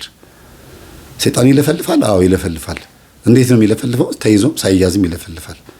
ሳይያዝም የሚለፈልፈው ሚዲያ ላይ ነው ወይም ደግሞ መንገድ ላይ ነው። ተይዞ የሚለፈልፈው ደግሞ ጸበል ቦታ ነው። እዛ ቦታ ላይ መንፈስ ቅዱስ ማንቁርቱን ይዞ ምንድነው ያረከው እያለ ይጠይቀዋል፣ ይናገራል። ከዚህ ውጪ ሌላ ነገር የለም። ሳይጠይቅ የሚለፈልፍ አጋንንት የለም። ይሄ ደግሞ በመጽሐፍ ቅዱስም በድርሳን ውስጥም በገድል ውስጥም አለ። ተአምር 1 ተአምር 2 እያላችሁ ገድላትን ስታነቡ ይሄ ነው እኮ መጽሐፈ መቃቢያን ማለት መቃቢያን 3ን ስታነቡት ስማ ዲያብሎስ እንዴት ነው እስቲ ህዝቡን የምታሰናክለው ተብሎ ተጠየቀ። ማይክሮፎኑ ብዕር ነው አይደል እንዴ? እዛ መጽሐፍ ላይ ጠያቂው የእግዚአብሔር መንፈስ ነው፣ ተጠያቂው ዲያብሎስ ነው። ይናገራል እስከ ምዕራፍ 3 እስከ ምዕራፍ 4 ድረስ አንብቡት መቃቢያን 3ን። ያ ነው እንግዲህ ዛሬ ላይ ሚዲያ ላይ የምናየው። ማን ይዞት ነው የሚናገረው? እዛ መጽሐፍ ማን አምኖ ጻፈው? መቃቢያን 3ን። ሰይጣን የተናገረውን ነገር ለምን አመኑት አባቶች? እሱ የተናገረው ነገር አናምንም ይላሉ የዛሬ ሚዲያ መምህራን፣ ምስኪኖቹ የዋሃኖቹ ግን ደግሞ ብልጣ ብልጥ ነው የሚሉት አውቁ አበዶች ቀልባቸው ድንድን ያደረጉት ማለት ነው። እኔ እንዲህ ነው ማረጋቸው፣ ህዝቡን ወጣቱ እንዲያረጋዋለሁ፣ የኔውትን አቃቸዋለሁ እያለ መቃቢያን 3 ላይ በደንብ አቆ ይናገራል አይደል? ተውት። እሱ በየገድሉ ብዙ ነገር አለ። እኔ እዛ ውስጥ አልገባም። አንድ ቀን በቃ በደንብ በመዘምትበት ጊዜ ይመጣል። 2018ማ ተውት፣ በደንብ በመዘምተው። ግን ለምን አባቶች አመኑትና ጻፉልን? በፊደል ሲሆን ተቀበል ነው፣ በማይክሮፎን ሲሆን ግን አልተቀበል ነው። እና ቤተክርስቲያን ሆይ እግዚአብሔር ይማርሽ ስንል አገልጋዮቹን ነው እኛን ማለት ነው። እግዚአብሔር ይማረን። አሜን በሉ ሁላችሁም። የቤተክርስቲያን አገልጋዮች ሆይ እግዚአብሔር ይማረን፣ ልባችን ይመልስ። ለንስሐ ዘንድሮ መሰለፍ ያለብን አገልጋዮች ነን። ምዕመናን ንስሐ ግቡ እንዳትሉ፣ መንግስተ ሰማያት ቀርባለችና ንስሐ ግቡ ሳይሆን መንግስተ ሰማያት ቀርባለችና ንስሐ እንግባ፣ ወደኛ ነው መሆን ያለበት። መንግስተ ሰማያት ቀርባለችና ንስሐ እንግባ። ወደ አገልጋይ ከላይ እስከታች ሁልሽም እንዳለ ተዘፍቀሻል። ጨምለቅለቅን ያልሽው አንድ የሚቀር የለም። እቃውን ራሱ አርክሰነዋል። አይደለም ሰው እቃው መሆን የሌለበት መጥቶ ቤተ ክርስቲያን ላይ ተለጥፏል። መተከል የሌለበት ቤተ ክርስቲያን ላይ ተተክሏል። መጻፍ የሌለበት ቤተ ክርስቲያን ላይ መጥቶ ተጽፎ ብጥብጥ እያስነሳ ነው። መሰቀል የሌለበት ተሰቅሏል። አይደለም ሰው የኛ አስተሳሰብ ራሱ ሄዶ ቤተክርስቲያን ላይ ተለጥፏል። ረን እያደረገ ነው፣ እንዲያውም እየተሰራበት ነው። ስለዚህ አገልጋይ በሙሉ ንስሐ የሚገባበት ዘመን ነው። 18 ቁጥር እንዲያውም የሰማዕትነትን ምልክት ነች ነው የሚባለው አይደለም? ስባር አጽሞ ለጊዮርጊስ የሚከበርበትም ስለሆነ በዛ ላይም ደግሞ የታሪክ ወደ ኋላ ሲመዘዝ በብዙ ምዕራፎች ላይና በብዙ አባቶች ላይ 18ኛው ዓመት ላይ ከዋለ በጣም ከባድ ነው የሚባለው። በመቶ ዓመት አንዴ ማለት ነው። በጣም ከባድ ነው። ስለዚህ እግዚአብሔር ይቅር ይበለን። ሰማዕታት ዘመን የሚመጣም ከሆነ ንስሐ ገብተን እንድንሞት ይርዳን። ከና ኃጢአታችን እንድንሞት ሳይሆን ንስሐ ገብተን እንድንሞት ይርዳን። አሜን። ሰላም ሁኑ። በዚያም ዘመን ስለ ሕዝብ ልጆች የሚቆመው ታላቁ አለቃ ሚካኤል ይነሳል።